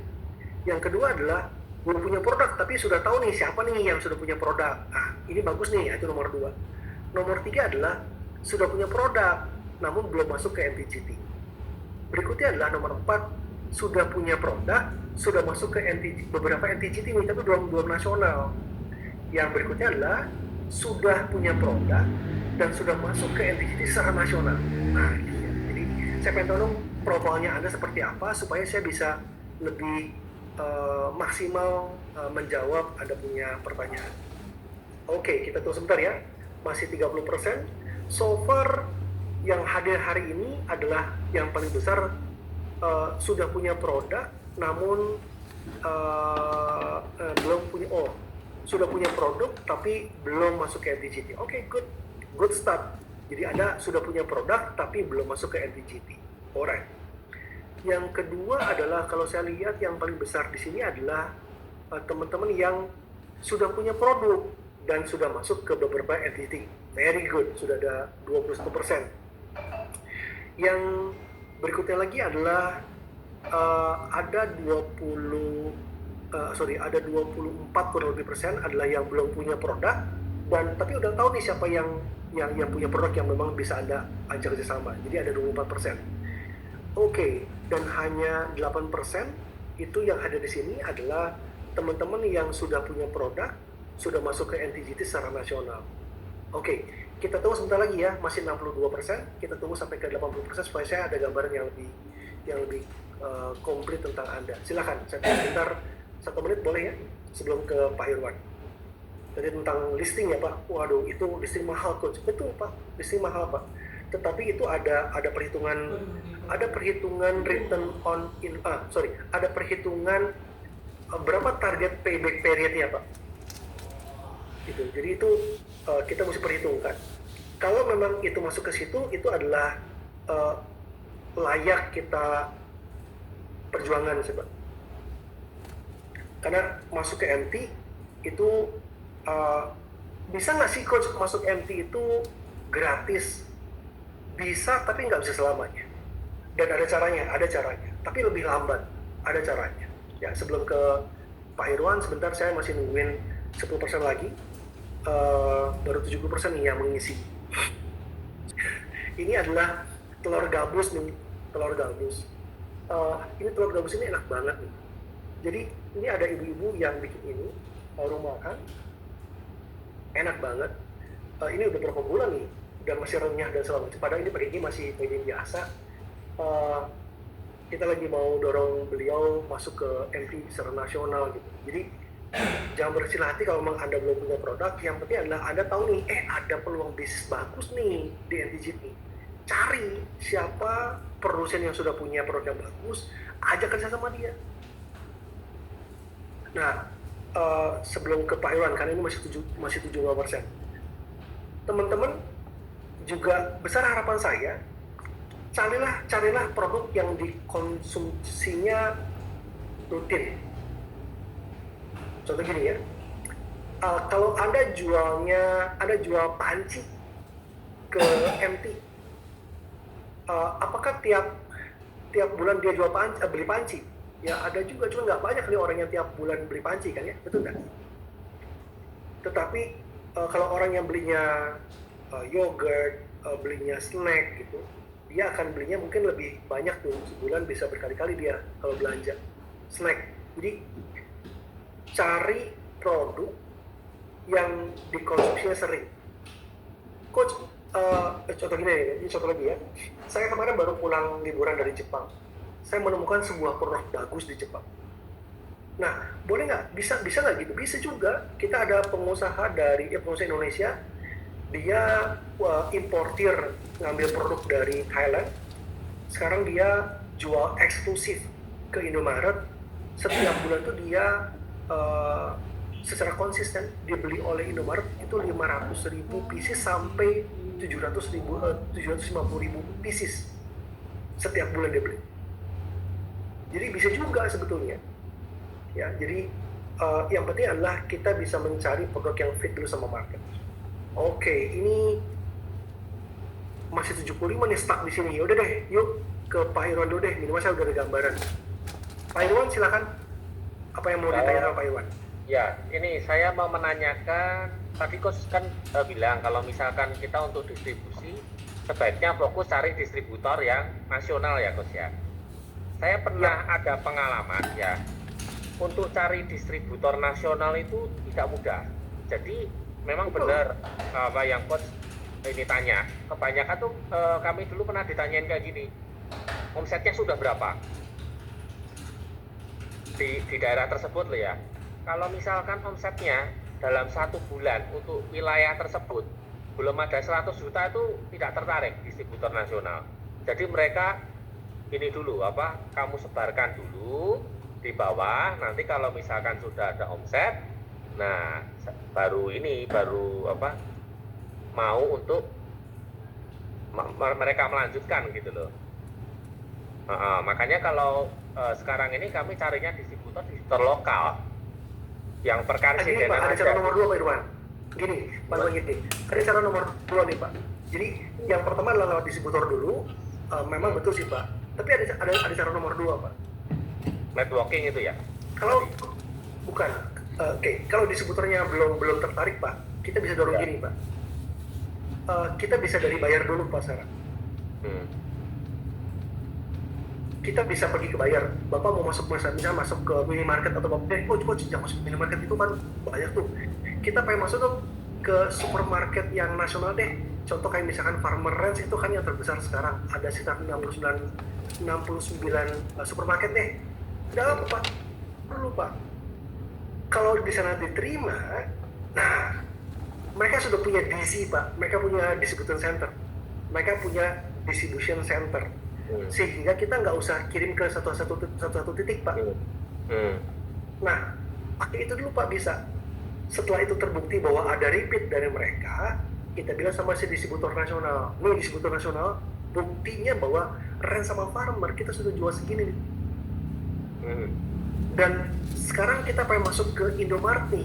Indomaret atau Alfamart sudah terima nih, cuman dia akhirnya nolak kita karena dia tanya siapa distributor nasionalnya. Kalau nggak ada nggak bisa. Nah sekarang Anda mau nggak? Nah jujur Pak Irwan memang ujung-ujungnya adalah tentang networking. Ujung-ujungnya tentang networking Pak. Saya awalnya belum kenal sama Tiga Rasa Pak. Saya bawa klien ke sana Pak. Ketok-ketok Pak, susah juga Pak. Tapi untungnya saya punya channel luar biasa Pak, namanya Pak Michael Cuayadi. Beliau langsung yang kenalnya yang punya Tiga Rasa Pak. Terus saya lewat situ langsung Pak, meetingnya sama yang punya Pak langsung. Itu yang membedakan kita sebetulnya. Jadi memang saya belum nanti saya izin ya Pak, saya minta tolong Anda untuk beli Anda punya produk karena saya pengen tes Pak. Karena saya mau memastikan bahwa apakah produknya Pak Irwan itu fit nggak sih gitu. Saya sendiri kan pemakan bihun ya Pak. Kan sekarang ini cuma makan super bihun, nggak ada yang lain nih Pak di MT kan. Nah kalau misalkan Anda punya packaging bagus, rasanya enak, dan saya juga kenal sama Ibu Maria Suwarni yang juga ex-nya di Resal Farmer dan memang enak, wah saya bilang Pak Irwan masuk Pak gitu kan ya. Nanti izin Anda tolong kontak ke Pak Irwan, saya pengen tes dong seperti apa sih produknya Pak Irwan, bagus nggak? Fit nggak sama boleh, gue? nanti saya kirimkan sampelnya ya. Nanti Anda yang beli aja Pak, jangan Pak, nggak boleh kirim Pak, mesti beli ya. Ya. Jadi gini Pak, kenapa saya nggak suka dengan yang namanya distributor lokal Pak? Distributor lokal itu secara profesionalitas jauh Pak, jujur aja. Tadi ya Pak, kalau masuk ke distributor lokal itu kita sering kali ketemu sama distributor yang nggak mau, kita nggak boleh tahu Pak dia jual kemana. Kalau biasanya kita nggak, kalau dari kami biasanya kami batasi perkarsidenan Pak. Jadi maksudnya biar pemerataannya itu lebih banyak, karena kalau cuman distributor lokal tersebut kita daerah tapi omsetnya tidak bisa masuk di target, kan ya percuma Pak. Lebih baik misalkan Jawa Tengah ada 5 karsidenan gitu ya misalkan, ya udah kita masuk ini berarti ada 5 gitu loh Jawa Tengah. Jadi bukan cuma satu distributor aja Jawa Tengah. Nah gini Pak Iwan, ini pendapat saya Pak. Di tahap awal boleh sih Pak. Cuman kalau metodenya seperti itu dan memang Bapak mau go nasional, Bapak pakai metodologi yang tadi lokal distributor Pak. Yang saya mau tanya adalah, Pak, Bapak punya berapa ratus atau ribu distributor Pak nasional Pak? Pusing kepala Pak. Betul kan? Ya, pusingnya kenapa ya Pak ya? Kok pusingnya Gini Pak, gimana? gini, saya lebih prefer punya satu yang distributor nasional karena saya nagihnya ke satu Pak, nagih ke satu orang. Oh ya. Kalau saya punya 100 distributor lokal, nagihnya ke 100 Pak. Betul. Nah itu buat saya banyak hal yang saya mesti kerjain di internal Pak jadinya. Oh. Tetapi kalau tahap awal Bapak mau ke lokal, enggak apa-apa. Tapi kalau memang produknya fit dengan market, kita mesti berani juga sih Pak, yang saya bilang Bapak, oh ini coach kalau masuk ke MT itu ada listing fee. Betul Pak, ada listing fee.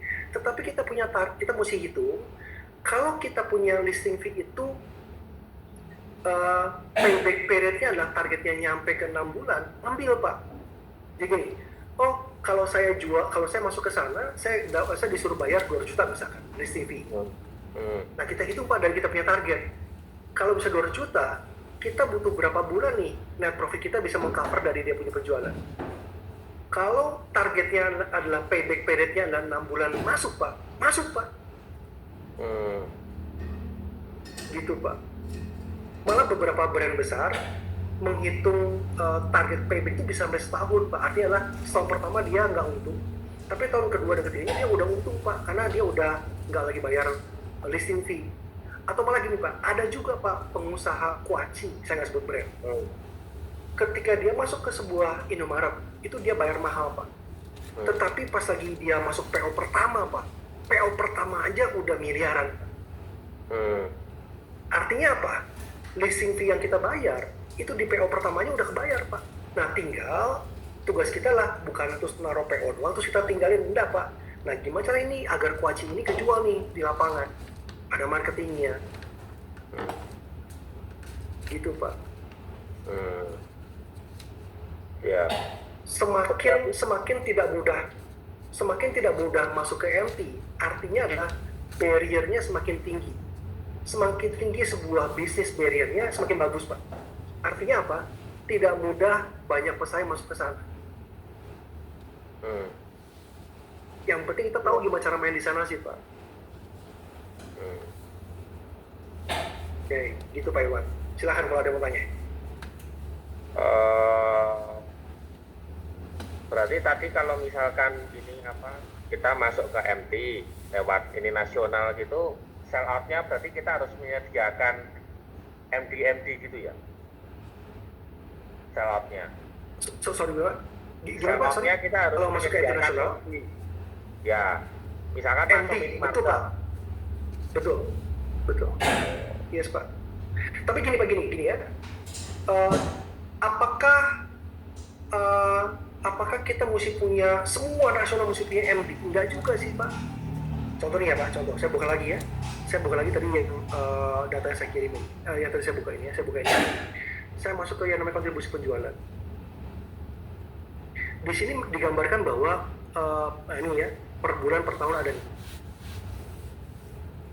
Bapak lihat nggak Pak Irwan? Oh ternyata di kita punya, sebenarnya saya freeze dulu deh. Saya freeze dulu biar ini saya bisa lebih gampang kita bukanya sebentar ya. Ini saya freeze di kolomnya aja. Ini saya mau freeze dulu. Ini saya freeze di satu. Nah nih Pak, secara nasional kita lihat nih Pak, kontribusi penjualan nih Pak, Jakarta itu berkontribusi 21%.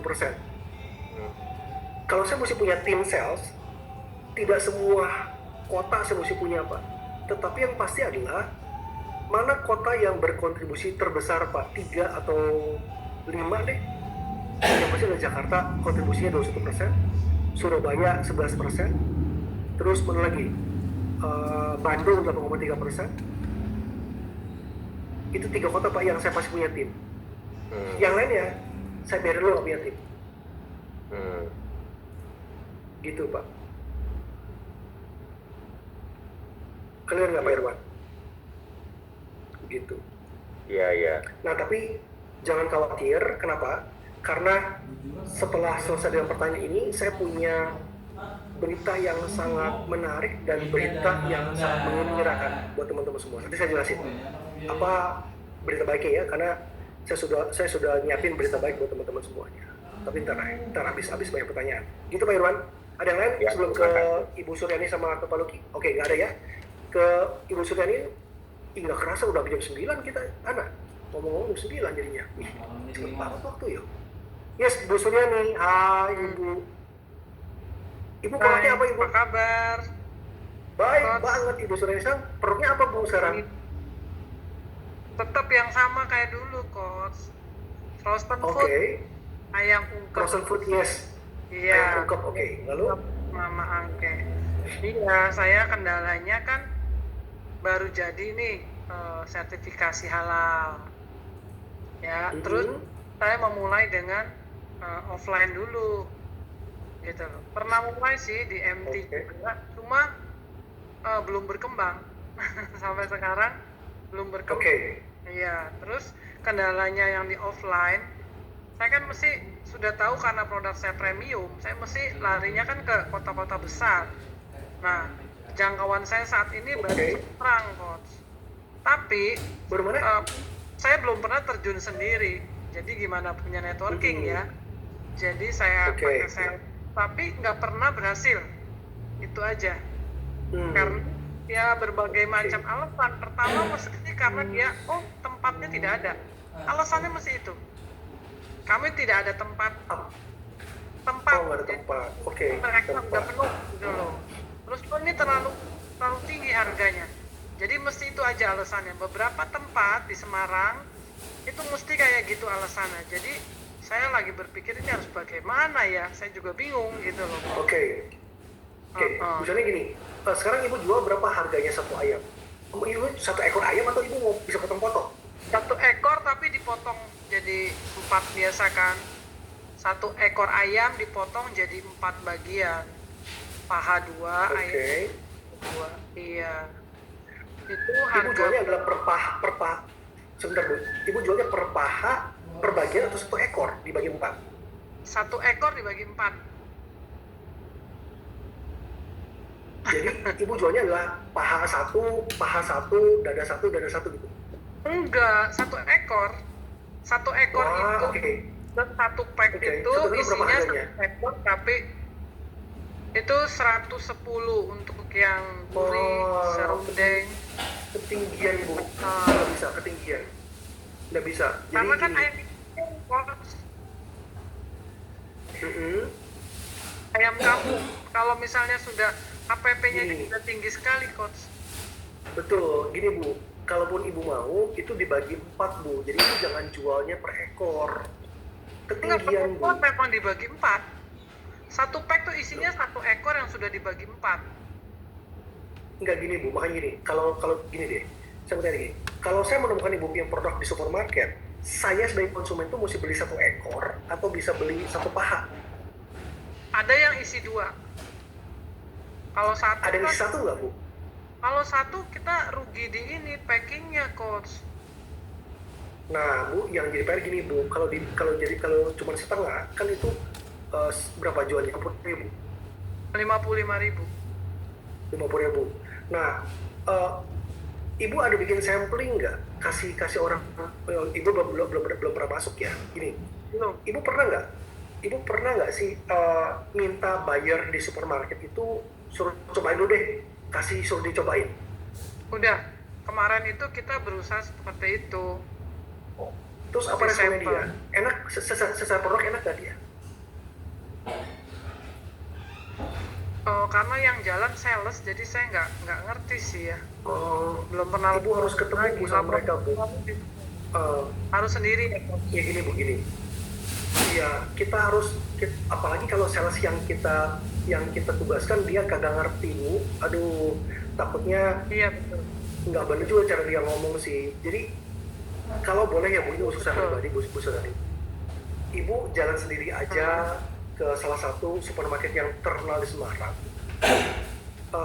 Kalau boleh ya Bu, jangan dibagi setengah ekor sih Bu. Kalau boleh dibikin 1/4 ekor aja, supaya orang itu lebih gampang untuk belinya lebih murah. Iya. Ya. Nah, karena itu pun juga nggak mudah Bu. Kenapa? Karena kalau setengah ekor itu adalah 55.000. Kalau dibagi dua kan kurang lebih sekitar 30.000 ya Bu ya. Terus saya berpikir sebagai konsumen ya Bu ya, kenapa ya saya mesti beli ayamnya Ibu Suryani 30.000? Mahal apa? Nggak tahu, saya nggak tahu sih. Semarang tuh kan, Semarang tuh makannya murah-murah gitu. Kenapa saya mesti kenapa saya mesti beli Ibu Suryani punya ayam kok 30.000? Hanya 1/4 potong. Gitu sih Bu. Sehingga rasanya betul tuh mesti nendang banget. Nah, itu tantangan pertama sih Bu. Cuman usul saya, mendingan Ibu, Bu di Semarang, apa supermarket yang paling sesuai sama Ibu punya produk? Ya, saya sih belum survei, cuman yang sasaran saya adalah supermarket besar sih. Ini baru beberapa. Tapi apa namanya? Sebentar, Bu, tapi apa namanya? Siapa tuh saya kenal? Yang tahu Bu Debi. Saya juga belum. Bu Saya Debi. belum pernah survei sendiri. Oke. Wah, Ibu survei lah, Bu, harus tahu marketnya. Ya, baru mau mulai. Oke. Siap. Oke, Ibu harus tahu survei. Ibu harus tahu marketnya dulu ya, Bu. Nanti saya kabarin ya. Siap. Thank you, Bu Suryani. PR. Oke. Iya, PR, Bu. Thank you, Bu Suryani. Kita ke Paluki yuk. Ana di waiting room ada 2 orang, Ana tahu ya, Ana? Yes, nggak terdaftar Coach. Oke. Halo, selamat pagi Coach. Hai, pagi Pak Luki. Yes, Pak. Jadi ada beberapa pertanyaan ya. Itu kan tadi Satu tuh ya, Pak. Satu. ya, satu ya. Jadi kan tadi yang di ilustrasi itu kan jumlah penjualan kan. Jadi ada 20.000 titik, sehari 0,1, 30 hari berarti 3, berarti terjual 60.000 produk dalam waktu 1 bulan kan Coach? Betul.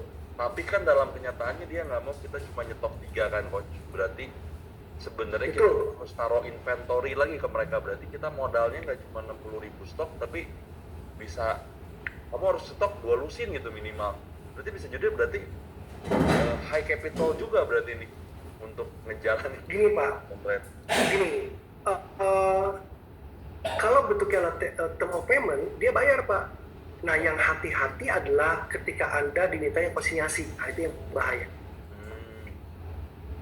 Jadi ngejar itu dibayar. Ya betul sih Pak. Iya dia bayar, tapi pasti pakai tempo Pak kalau TOP.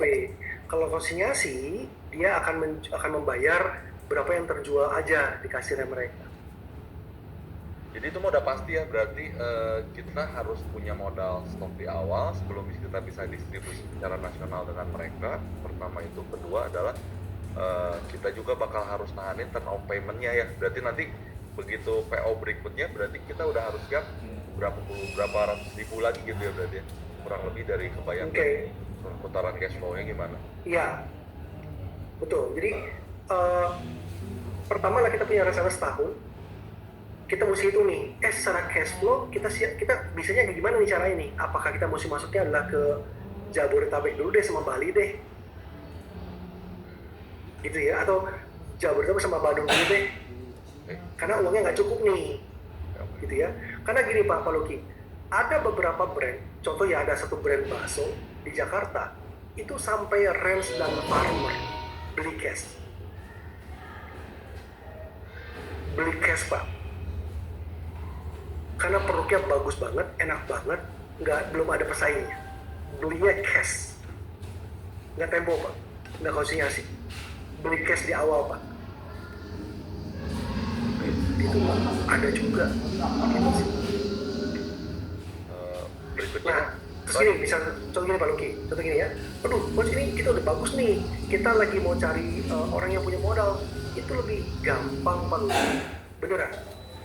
Kalau ada yang misalkan punya produk bagus, terus mau cari pemodal, kita bisa bantu cari pemodal juga sebetulnya. Tapi mesti ada track recordnya mesti bagus dulu ya. Oke, silakan pakai nomor 2 Pak. Nih, jika produk udah mencapai produk market fit nih ya, udah dicoba beberapa titik, Jabodetabek, Bandung udah oke, tapi kapasitas produksinya itu yang nggak bisa nih di masalah produksi capacity nih. Saya kebayang misalnya produksi kecil, belum ada investasi, ya oke lah kalau jualan di scaling sampai 2 kota gitu, kan begitu. Saya mau scaling nasional nih ya, kurang lebih apakah kita harus modalin capital modernisasi produksi, kapasitas produksi, atau ya udah kalau emang udah produk market fit, kita cari produsen yang bisa produksi produk kita gitu. Bisa Pak, possible ya? Kita punya betul kayak tadi Pak, ada satu orang Indonesia, orang Cirebon, dia nggak punya pabrik Pak, tapi dia belinya sama orang Thailand. Bisa. Bapak punya kapasitas cuma sepertiga, Bapak mau jualin, Bapak mau OEM, boleh. Bapak nggak mau OEM, Bapak maunya sendiri, mau besar pabrik Bapak, nggak punya dana, bisa pakai perbankan. Cuma kita nggak punya agunan, ya cari investor, cari satu partner yang percaya sama Anda, ya dia akan invest ke Anda, cari lagi Anda punya pabrik. Berarti intinya sih saya kebayang sebenarnya ya kelihatannya gede banget soalnya, tapi kita udah step yang penting udah produk market fit, kita udah proven, kita udah jual tahun 2 tahun, buat tadi multiplier ke 3 ke 4 itu lebih mudah karena aja mungkin kita udah punya visinya yang besar, sama kita udah bener-bener nih udah marketing kita emang baru 100 kita proven bagus, kita yakin kita dikali ke 1000 juga bakal bisa keserap gitu market. Jadi yang paling penting step awal itu yang paling penting ya Pak. Betul. Yang paling pentingnya di awal adalah produk market fit. Itu paling penting. Thank you Pak. Sama-sama Pak Luki. Oke, ada yang lain yang mau tanya sebelum saya lanjutkan? Kalau belum ada yang nanya, saya izin lanjutkan dulu. Karena ada yang tanya nggak? Belum ada Coach. Belum ada ya? Oke. Ini adalah good news-nya. Apakah itu good news-nya? Good news-nya adalah karena saya punya beberapa klien, lalu saya melihat bahwa wah, masalahnya kalau sampai misalkan orang itu punya produk bagus tapi dia belum punya pengalaman masuk ke MT, yang terjadi adalah tersendat masuk ke sananya. Udah bisa masuk tapi dia nggak punya timnya. Ketika mau bangun timnya, waduh itu masuk besar banget. Jadi waduh, dengan berbagai macam permasalahan yang ada di saya punya klien, akhirnya beberapa bulan yang lalu akhirnya saya dan beberapa saya punya partner yang baru, kita bikin company baru namanya WinFastX, yang dimana company ini yang mampu punya pengalaman, punya networking, punya tim sales yang mampu memaksimalkan potensi Anda punya produk masuk ke modern sama ke general trade. Makanya kita bilang bahwa collaborate, accelerate, sama win. Ya, jadi ingat bahwa kita mesti dream-nya big, kita mesti start small, tapi kita mesti move-nya cepat. Jadi good news-nya adalah ada sebuah company yang baru saya bangun, dan company ini punya ekosistem yang lengkap untuk bantu teman-teman masuk ke MT dan GD dengan lebih maksimal. Siapakah siapakah WinFast tersebut? Sebenarnya siapakah WinFast tersebut? Ini adalah saya mau sharing siapa sih kita punya partner di sana. Sebentar, saya mau sharing, ada beberapa yang saya mau tunjukin. Jadi yang pertama adalah co-foundernya adalah pasti saya ada di sana. Yang kedua adalah ini saya punya mentor dan saya punya juga partner sekarang namanya Pak Michael Choyadi. Beliau itu adalah CEO-nya Surders Indonesia yang sudah 28 tahun menjabat sebagai CEO di sana. Surders Indonesia adalah sebuah perusahaan global yang mengelola dana investasi lebih daripada 60 triliun di Indonesia. Beliau kenal dengan banyak konglomerat, baik itu di level lokal, regional maupun juga internasional. Jadi Pak Michael adalah salah satu co-founder dari DevSX. Nah yang ketiga adalah ini adalah orang hebat. Beliau adalah Maria Suwarni. Beliau adalah orang yang berada di belakang yang membangun hero supermarket dari dulu kecil sampai besar. Lalu dia pindah ke beberapa modern sampai akhirnya terakhir beliau menjabat sebagai marketing and merchandiser director di Farmer sama di Rens. Sampai akhirnya beliau setelah dibeli sama Jarum, beliau pensiun di Farmer sama Rens. Terakhir saya dengar beliau diminta oleh Pak Ipung, pemiliknya Hero Supermarket, untuk kembali ke Hero sebagai CEO dan membangun lagi Hero menjadi besar lagi ke depan. Untuk bisa menang di modern market, kita harus mengerti sebetulnya apa sih yang terjadi di sana. Gimana sih cara kita negosiasi yang benar dengan MT, dengan buyer. Apa saja sih tim yang kita mesti punya. Apa sih kategori produk yang menarik buat buyer di MT. Jadi kita butuh mengenal MT dengan lebih detail. Nah oleh karena itu saya minta sama Ibu Maria untuk membawakan sebuah workshop 2 hari full tentang dunia modern. Tujuannya adalah ketika Anda tahu semua hal tentang modern trade, Anda ngerti sejak awal Anda mesti seperti apa. Jadi ini kita dengerin bareng-bareng. Ini adalah video yang saya pengen sharing ke teman-teman tentang opsi nomor 1 tentang workshop yang kita mau sharing buat teman-teman. Ya, sebentar.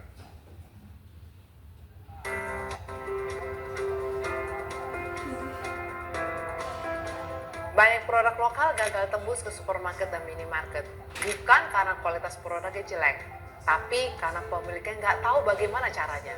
Saya pernah lihat produk yang sangat berpotensi, namun hancur lebur, karena pemiliknya salah strategi, salah harga, salah langkah. Padahal kalau tahu caranya dari awal, dunia modern trade bisa jadi jalur cepat buat berkembang dan mencapai financial freedom.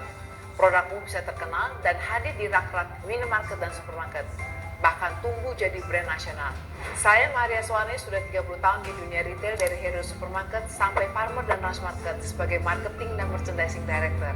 Sekarang saya mau bagikan ke Anda cara masuk dan berkembang di modern trade dengan cara yang benar sejak awal. Ikuti workshop saya sehingga Anda menjadi jelas produk seperti apa yang dicari para buyer di modern trade, cara negosiasi dan membangun hubungan dengan para buyer, tim apa saja yang wajib Anda miliki, bagaimana memenangkan persaingan dengan brand nasional lainnya. Tempat yang tersedia sangat terbatas. Daftar sekarang juga ke WA 0811 84 kali 2802. Sampai ketemu di workshop ya.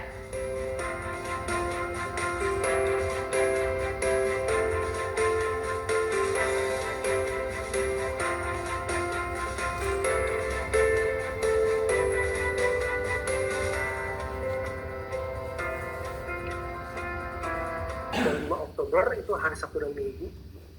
Di mana diadakannya itu adalah di Grand Mercure Kemayoran Hotel Jakarta. Tempat yang tersedia tinggal sisa 14 bangku lagi. Ini adalah opsi pertama buat teman-teman yang belum mengerti tentang dunia modern trade. Ini opsi untuk solusi yang pertama. Opsi nomor 2 adalah kalau Anda sudah punya produk, tapi gini teman-teman, Anda sudah punya produk ya. Anda sudah punya produk, kalau Anda langsung masuk ke MT dan oleh buyer ditolak dengan berbagai macam alasan, misalkan packagingnya nggak bagus lah, harganya nggak masuk lah segala macam. Ketika kita memperbaiki diri dan masuk lagi itu lebih susah. Nah, oleh karena itu supaya Anda nggak salah langkah, kita punya program yang namanya product market fit mapping. Jadi kayak kurasi.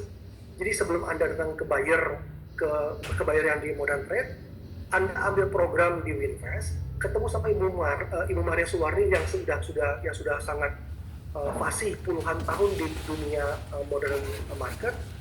Dia akan memberikan advice di awal bahwa apakah harganya masuk nggak sih, apakah packagingnya bagus nggak sih, apakah taste-nya nggak sih, apakah better Anda masuk ke minimarket atau ke supermarket nih, atau kemana gitu gambarannya. Nah, jadi ada program yang nomor 2 yang menjadi solusi buat Anda kalau Anda sudah punya produknya. Namanya adalah product mapping. Nah, kita dengerin dulu ya, ini adalah video dari Ibu Maria yang menjelaskan apa sih inti yang Anda akan peroleh ketika Anda ambil produk market fit mapping.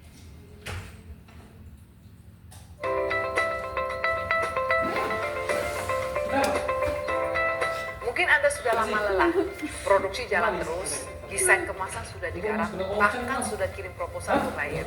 Tapi belum juga tembus masuk ke supermarket dan minimarket. Rasanya bingung, apa yang masih kurang? Anda tidak sendirian. Banyak brand UKM mengalami hal serupa. Tapi tenang, ada solusi yang tepat dan terarah. Saya Maria, 30 tahun saya ada di dunia retail. Dari Hero Supermarket sampai Farmers dan Rush Market sebagai marketing dan merchandising director. Saya punya program kurasi yang bisa bantu Anda untuk mengevaluasi produk dari segi legalitas, kualitas, kemasan, dan harga sampai akhirnya produk tersebut benar-benar siap masuk pasar modern. Mapping. Apa sih Anda akan peroleh? Intinya adalah Anda akan mendapatkan bocoran dari orang dalam yang dimana mereka adalah senior buyer atas potensi Anda punya produk dan Anda punya market ya. Jadi Anda ada bocoran dari orang dalam. Itu yang penting dari Anda punya opsi nomor 2 adalah product market fit mapping. Siapa yang perlu hadir di sesi pertemuan untuk kurasi ini adalah business owner sama timnya pastinya. Nah, tetapi punya poinnya adalah kalau Anda ambil solusi nomor 2, sampel produk itu wajib diterima oleh Winvest punya tim 7-14 hari sebelum sesi pertemuan dilakukan, karena mereka perlu waktu untuk meresearch Anda punya pesaing siapa, berapa harganya, channel mana yang bagus, ini Anda punya legalitas gimana, taste-nya seperti apa, dan segala macam. Mereka butuh waktu 7-14 hari untuk secara internal mempelajari dulu Anda punya produk sebelum akhirnya ketika Anda ketemu sama Anda, mereka sudah punya gambaran apa sih yang semestinya Anda perbaiki kalau ada, atau Anda mesti ngapain ke depannya biar ini bisa berhasil. Gitu sih. Ini adalah 2 solusi yang Anda bisa lakukan untuk berikutnya. Oke, sampai saat ini saya stop dulu. Ada yang mau tanya, silakan.